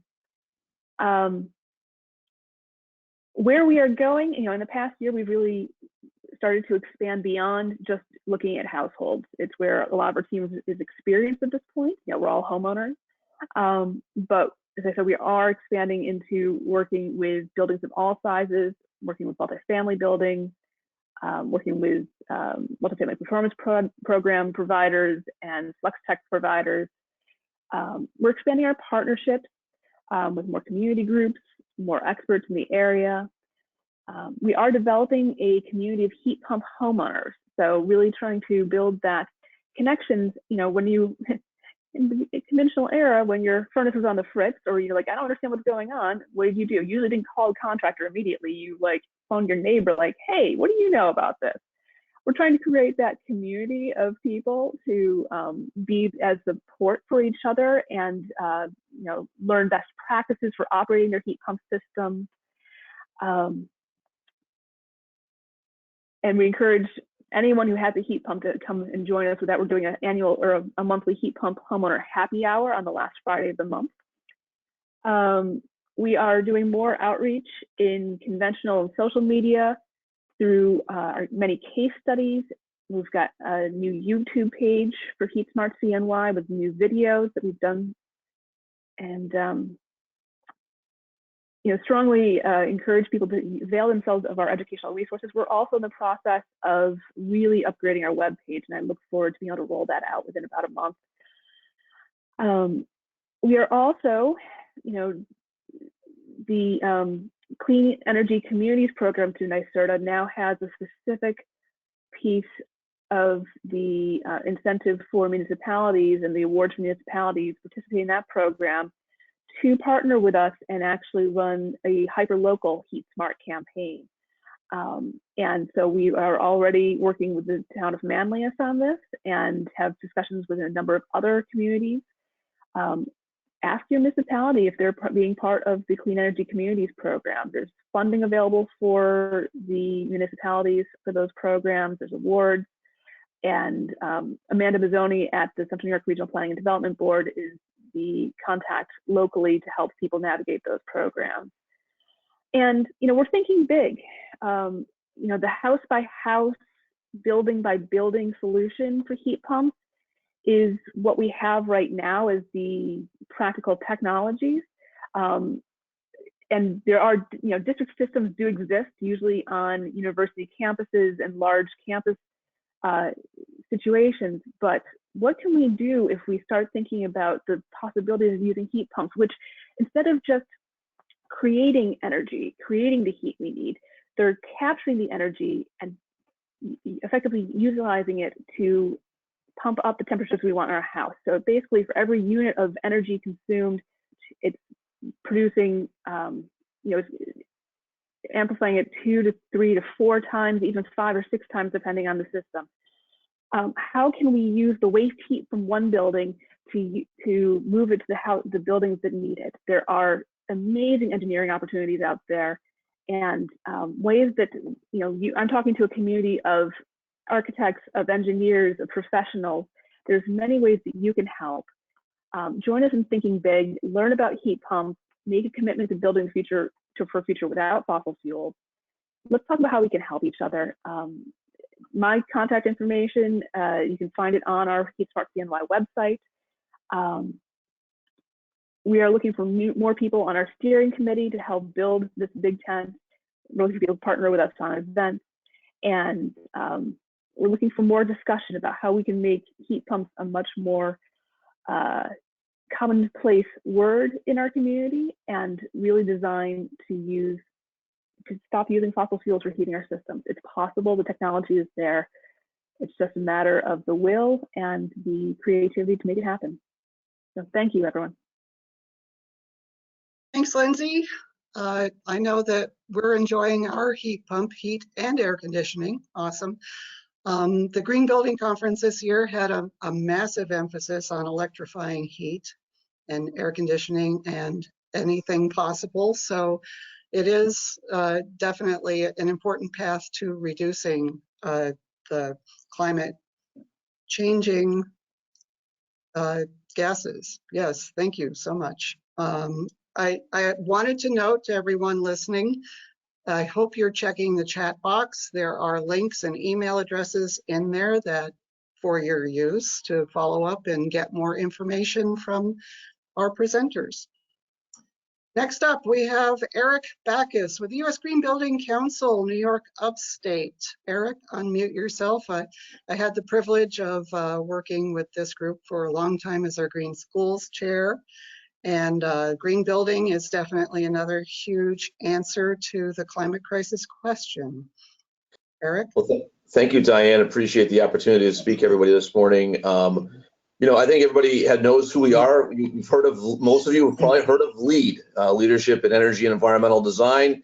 Believe it or not, that's right out of Central New York. Rick Patrizi is Fayetteville Manlius native, right here in Central New York. Very proud of that. And so it's gone viral, right? This is the ultimate viral green thing, right? Everybody knows what LEED is because we really reframed how we think about buildings. And so that mission has not fundamentally changed in terms of what buildings look like and where we're trying to go. And certainly continue to advocate for that in Central New York as well as other parts of the world. But you'll notice in here, this phrase communities has become a huge part of what we're talking about. We're no longer just the green building people. We like to be calling ourselves green community people. And I think that dovetails really nicely with what GreeningUSA does in the Central New York area, of course. You're seeing some goals for this year on the slide. I wanted to, you can see part of that's building community, part of that is achieving LEED goals, and LEED is still a driver, but there's other tools we have in the tool chest. You know, things like True for thinking about minimizing waste or zero waste. There's things like Peer for power grids. So we're thinking well beyond just that. And then there's also LEED for communities now. So it's not just LEED for buildings, but LEED for communities. And that's something I would hope that some of the communities, for instance, they're doing climate smart communities. There was a webinar we did with DEC a little while back where they can go beyond the climate smart communities or clean energy communities and think about this and a lot of other things. And so this is really focusing, and if you go to the next slide, Diane, on these 4 pillars that we have really are thinking about what is the future and where are things going at the U.S. Green Building Council, and specifically the upstate New York chapter or community of the U.S. Green Building Council. And that's, yes, sustainability is something that we're going to stay on. That's a core concept and precept of what we do. But health and wellness with the well rating system, resilience, you know, how do we withstand the changing climate, mitigating, hopefully addressing climate change in a much more robust fashion here in the coming future. And I was excited to hear from the mayor this morning from Syracuse about what they're doing, some really exciting things here in Syracuse. And then equity, you know, the importance of our interrelationships. And, you know, these are the things we're going to focus on this year and going into the future, that you know, sustainability needs to be for all, and that's part of this equity question. A lot of times it's not been well understood in the building side of it, and we really want to do that. And so it's all built on LEED now, not just being about getting it done once and getting a nice plaque, but performing over time. You know, it's about membership, building people that are around this, and we encourage you to join the U.S. Green Building Council as a member company or as individuals. You can join us. I'm an individual member of the U.S. Green Building Council as well as my company doing that. And then there's now a new version of LEED, and we are doing training on that. We did a deep dive series last year. We'll continue to do that training on LEED version 4.1 because it continues to evolve and grow, and including all these different pillars as part of that to drive our mission. So if you go to the next slide, if you're trying to figure out what you want to do and where you want to go, we've got a great team. On the top of this, you're seeing the staff members. Tracy Hall, many of you will remember and know from her work in the Central New York area. She's relocated back to her home near Buffalo, so she's serving the upstate New York community through another part of upstate New York. But she still continues to do that. She's on a long-term leave as a result of family issues, but we're also supported by other leaders, Medea and Gautam, who are also supporting the whole Mid-Atlantic and North New England region. So it's really from Pennsylvania all the way through Maine, but they're filling in for Tracy, who's normally supporting us right here in upstate New York. But on top of the staff, there's volunteers. I'm the past chair, and then Gretchen and Megan also provide support. So if you're looking for some help, I will put in the chat our emails. I think it's already on if you look my profile up, you'll see my email on the attendees list today. Feel free to reach out to myself or look for New York Upstate at the USGBC website, usgbc.org. That's where you can find that. Next slide, please. We do have some great upcoming events that you should be aware of. There is the Women in Green event happening here later in May. If you're a woman, and there's a lot of wonderful women, and I'm really so proud that the green movement has really make sure we encourage the gender balance that we need in this. Really feel free to sign up for this. It's a great event. It's happening. Our events have gone virtual for USGBC this year, just like most of this, like this event and others. Hopefully we'll get back to the more in-person things as well as the virtual events going forward. But this will be a great event for Women in Green. We've had an ongoing series sponsored between the upstate New York community, the New York Metro, Urban Green, as well as Society of American Military Engineers. We're looking at storm surge issues. We're looking at military engineering. We've had a lot of things on COVID over the last several months, and there'll be a follow-up in September on a resilience focus. And then there's this thing called USGBC Live coming up in June. I'd encourage you to participate in that as well. Lots of speakers from across the country talking about issues related to green building, but also green communities, which is really a key focus, and all the 4 pillars I've talked about. So again, I think you've heard of U.S. Green Building Council. It's very common in the green nomenclature. Most of you have. If you've got questions, need solutions, if you're looking for a way to really make an impact physically in your environment or interpersonally, I think you'll find USGBC has lots of resources and we can provide those. And again, I'm actually out of upstate New York myself, Potsdam, grew up in Liverpool, so really connected to the community. Really glad to see GreeningUSA doing what it's doing, and thanks for letting us have a few minutes this morning. Have a great day. Thanks, Eric. U.S. Green Building Council, and Eric and I are also advisors to the Great New York State Green Building Conference. So once again, green building is a huge part of the solution to the problem. Barry Carr with Clean Communities of Central New York, one of the brave souls that came out to the zoo with his mask on. Are you with us, Barry? I am with you. Can you hear me? I can hear you. Okay. Thank you, everyone. I thought to make this a little more exciting, given that I'm in the transportation business with our Clean Cities program, that I'd do it while driving, but I will. I'm on my way back to Syracuse after a long week of travel, but I'm the executive director of Clean Communities of Central New York. We are one of 6 coalitions in New York State, and we are one of 92 coalitions nationwide that are chartered by the U.S. Department of Energy to promote the use of advanced transportation, alternative fuels, and alternative fuel vehicles. We were proud to be part of the meeting at the zoo a couple of weeks ago. Beautiful day. Thank you for including us. And this year, in our 26th year of operation, we are based out of the Syracuse Center of Excellence. Also, in a shout out to the U.S. Green Building Council, we are a LEED Platinum building. This year's promotion and education and outreach that we're working on is mostly related to electric vehicles and electric vehicle infrastructure. And what I want to discuss briefly is the need to better collaborate with each other. GreeningUSA is a wonderful foundation to do this. I enjoy the events there. We are attempting to build in the new administration alternative fuel corridors, such as the one I'm driving on right now, Route 81. The goal being to add DC fast charge to really allow electric vehicles and electric transportation to flourish. We need to have DC fast charge, quick charge capability. The goal of the federal government is to have charging available every 50 miles. We're getting a little closer on that. This year in New York State, we're adding an additional 50 sites with 4 chargers each. I just drove by one in Binghamton. We have some now in Syracuse, located on Interstate 90 at the Thruway rest areas, the DeWitt rest area going to the east, and the Warner's rest area going to the west. We have some DC fast charge units that are going to open shortly on Route 5 in DeWitt, pretty close to what used to be Shoppingtown in that area right off of Erie Boulevard.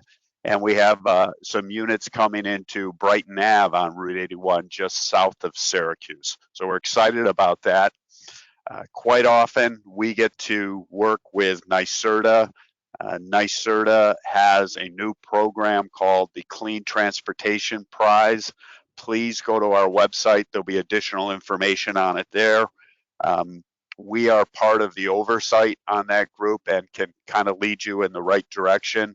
But believe me, there is a lot of funding for this right now. I attended a meeting last night in Washington with some of the upper management of the Clean Cities program.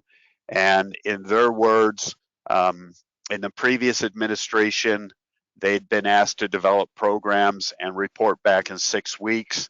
In this administration, they're being asked to develop programs and report back the next morning. So that was the reason for my quick trip out.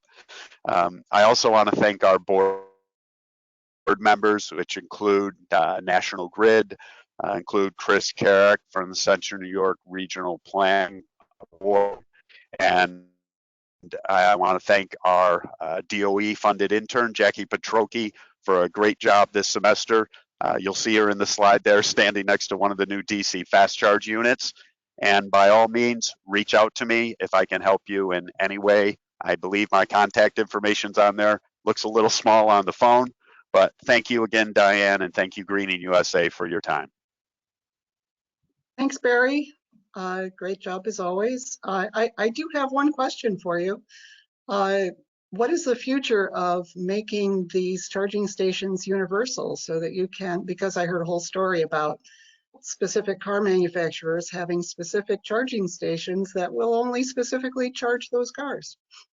I can answer that. It's getting a lot closer.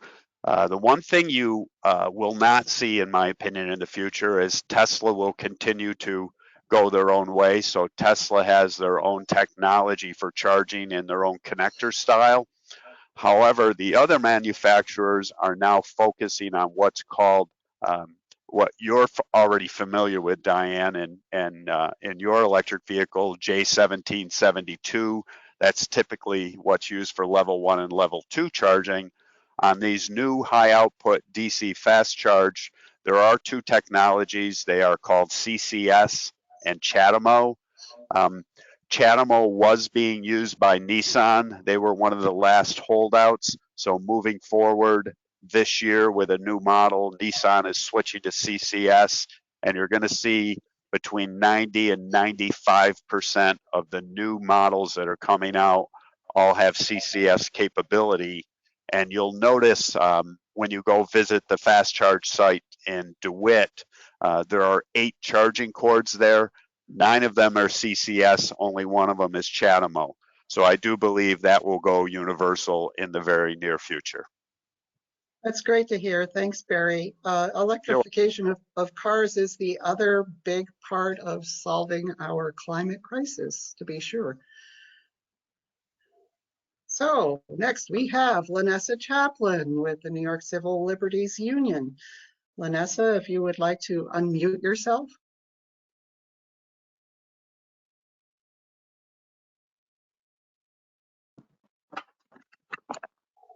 Thank you. Yeah, so just a little bit of history about who we are as an organization. We are a law firm based out of New York City that has 9 district offices statewide. We've always, you know, our foundation is civil rights and civil liberties, and that's kind of what our focus has been. And I like to say that we're late to the game when it comes to environmental justice, but we're here now. We kind of got involved through the I-81 project, looking really at it as like a civil rights issue and how it directly impacts communities of color, not only in Syracuse, but, you know, across the nation, you know, putting highways through communities of color to their detriment. And so we kind of looked at it from that angle about 4 or 5 years ago, and it kind of morphed into this new reiteration of now it's an environmental justice issue, and we consider the I-81 viaduct, which is really the core of our work, as an example of what environmental racism looks like and how communities of color and low-income communities typically are overburdened with pollution, brownfields, major roadways, industrial complexes, and the like. And so that's kind of how we got involved in this work. Since then, we have officially adopted an environmental justice policy statewide, which is a huge accomplishment, and it was no easy feat for an organization that is 150 years old, and they have kind of determined what their lane in this community is. And so taking on this new initiative, for us, just as recent as 2020, officially putting it on the books as an environmental justice issue, I'm really looking forward to continuing to partner with people like GreeningUSA and others to kind of roll out what that work would look like. So right now, our focus is on Interstate ID1 because that's the most pressing issue.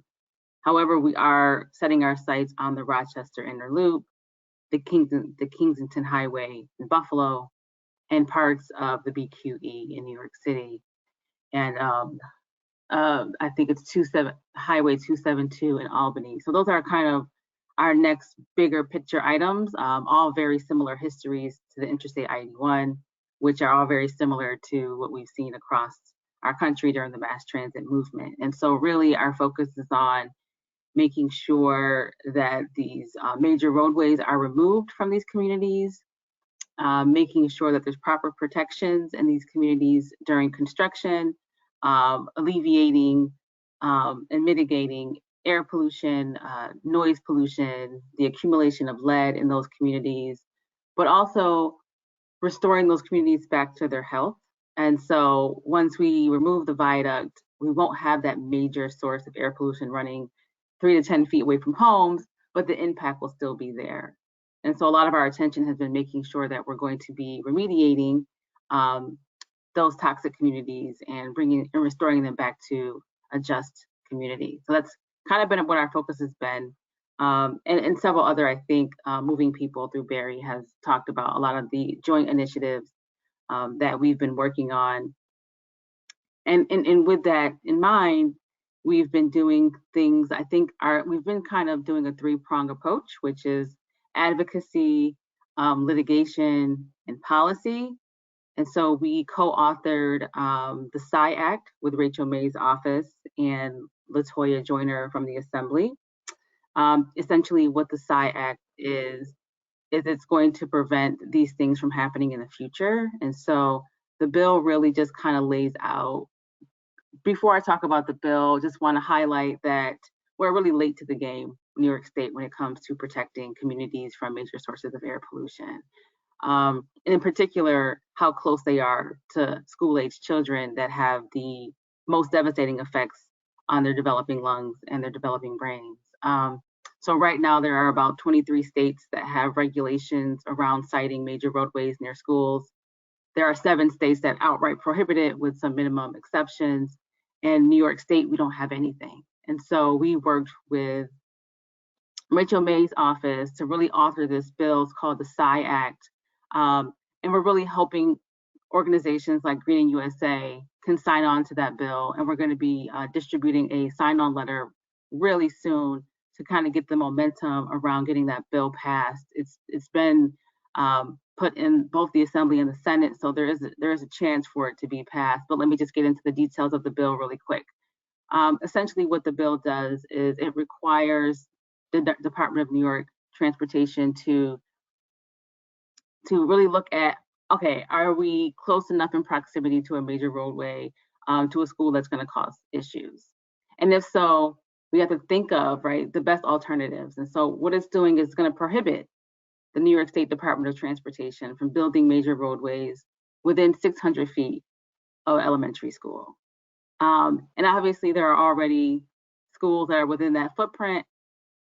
So the second part of the bill, what it does is it requires mitigation. And so if you're already in the footprint of a major roadway within those 600 feet of a school, then you have to do certain mitigation efforts, like install air filtration systems to make sure that the air is clean and healthy inside the school building. Install installation to make sure they're not being impacted by noise pollution. And then also vegetation, like make sure there are adequate trees and plants there to absorb some of the pollution from the cars that are driving through their community. And then the third prong of it is making sure that we have someone to pay for it. So the New York State Department of Transportation would be required to include this in their budget when they're thinking about redeveloping. And this really came out of the New York State Department of Transportation's design plan. Well, one, Dr. Martin Luther King School, which is a predominantly Black elementary school, is within the danger zone of what we call like 500 to 600 feet within the distance of a major roadway, which is, you know, the EPA for, I don't know, about 15 years now has been warning schools not to place schools near major roadways and vice versa. It's kind of gone ignored, and I think it's the invisible threat. And so we've really been trying to work on pushing that out and getting that information out there around the design plan, in which they are proposing an on and off ramp 250 feet away from the school. So that's one of our issues. The second thing we've done is we've been challenging some of Trump administration's environmental executive orders. And so we filed a lawsuit with the National Resource Defense Council to challenge his changes to the Council on Environmental Quality, where he was revamping the rules of NEPA to make it easier for economic development and businesses to build in communities with less analysis. And so we challenged that, and obviously there's been a change of administration, so there's a stay in that, but that's something we're doing on the litigation end. And then for the advocacy work, we've really been in the communities talking to residents and talking to allies to figure out, and people who oppose the project altogether, to try to figure out what the community wants. And that's been primarily our focus for about the first year and a half of the work, trying to uplift and elevate the impacted community that lives directly adjacent to the viaduct, to say, you know, what are you looking for? What do you want out of this project? What is some of your concerns? And so as a result of those conversations, we were able to produce our Building Better Futures report. And out of that report, we created about 30 recommendations that came directly from the community, our own independent research, and our consultant who's an environmental justice expert. And so those are some of the things that NYCLU's been working on. We will be rolling out some more initiatives come next year. I think we're going to start focusing on the impacts of lead in water and how it affects kids, school-age children. So really happy to be rolling out this initiative and really excited to partner with you on these efforts. And I will share our information in the chat if you do want to get involved with either the sign-on letter for the SCI Act or start coming to any of our meetings around Interstate I-81. Thanks, Lanessa, and thank you for doing the great work that you're doing in our community. And if you could put a link in the chat to the report that was issued last December, that would be great.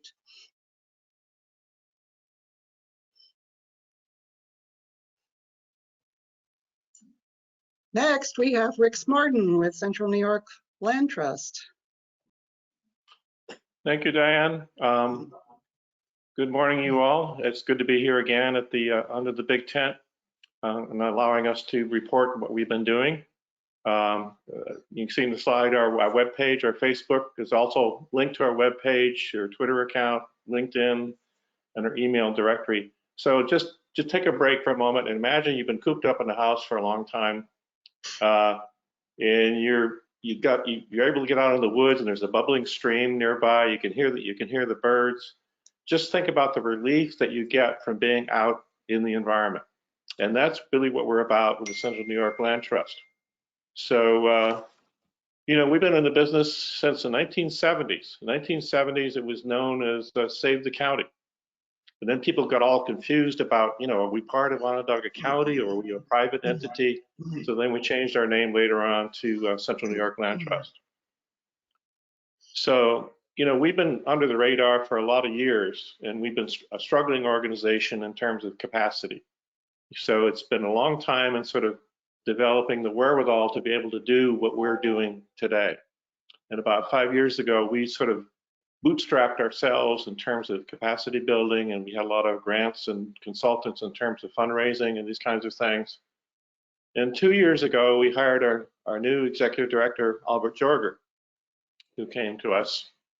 And now we have 4 full-time staff. We have an office manager, we have a fundraising development person, and we have a stewardship person, plus our executive director. Now he's president and CEO of Central New York Land Trust.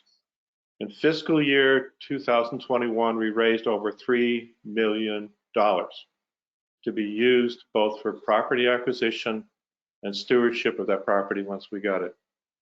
In late 2021, we became a nationally accredited land trust. We've been operating all these years without going through the certification process. Now we're it. So what have we been doing?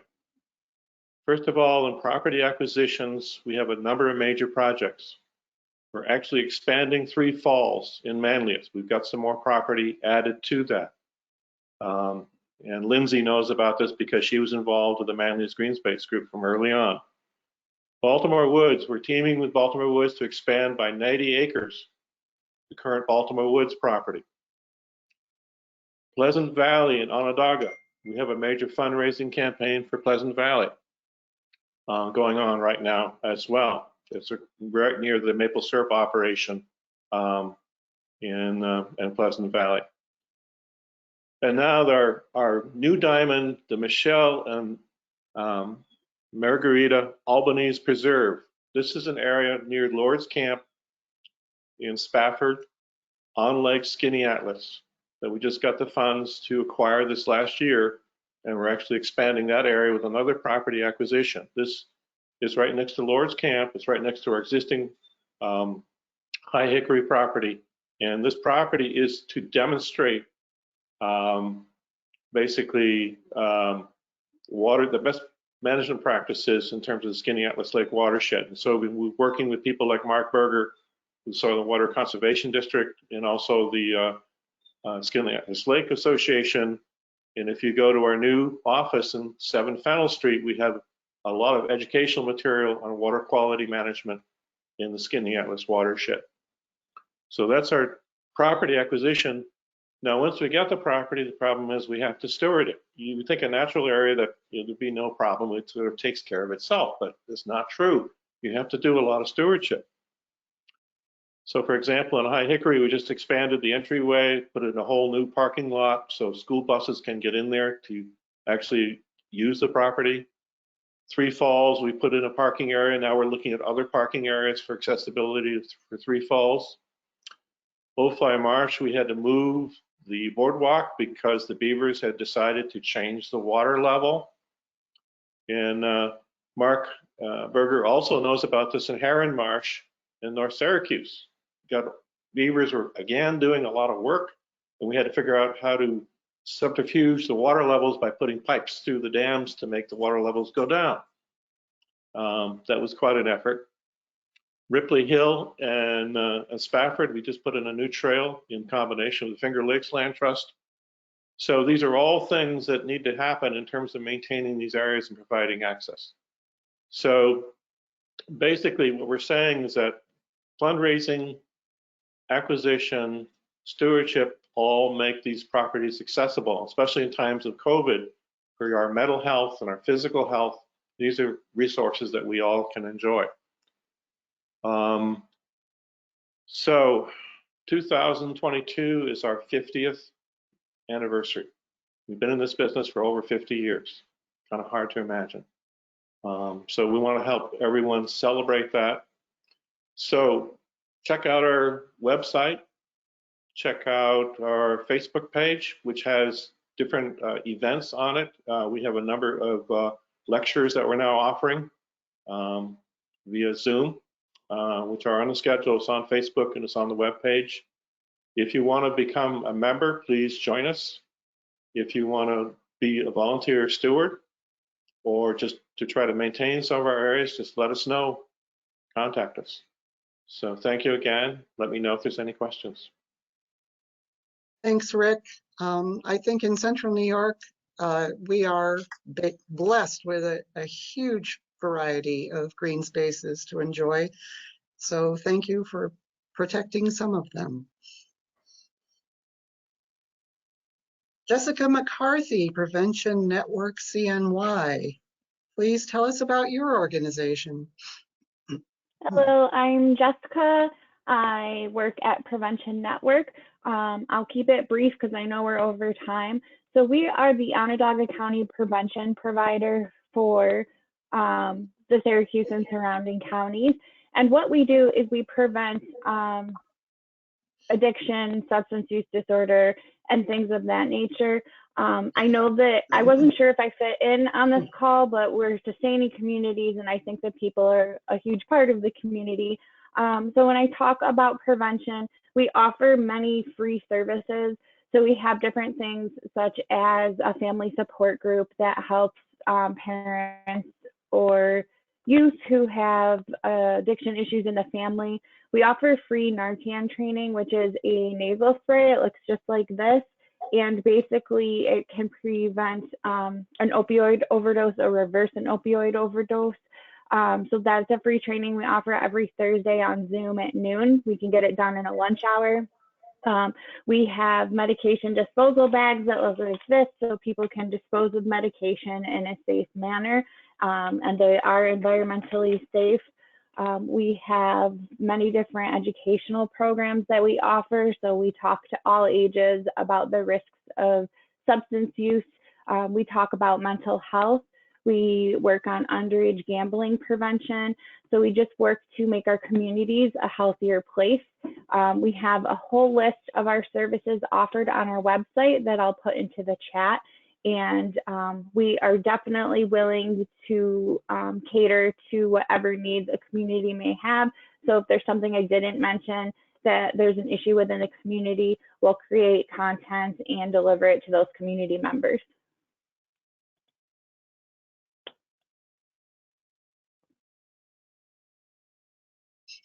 Thank you, Jessica. Really, really important work that you're doing. And that's just another one of our crises that we have to deal with is drug overdoses. So thank you. And last but not least, we have David Harding with Syracuse Parks Conservancy. David, are you still with us?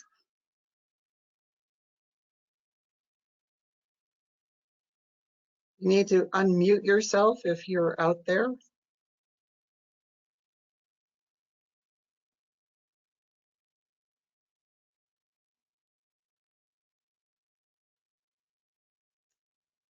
It appears that we have lost David Harding. What he wanted to do was to announce this neighborhood greening grant. So there is apparently a grant available for you to green up the neighborhood in Syracuse, $2,000 available.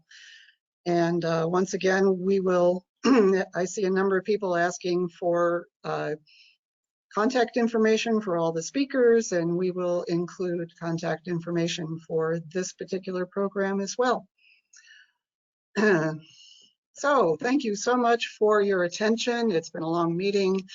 I just wanted to remind everyone that John Muir told us that everything is connected, and indeed it is. We need to stop snipping pieces of the web. So thank you for helping to hold the web together. Thank you to everyone for being here today, and keep doing what you're doing.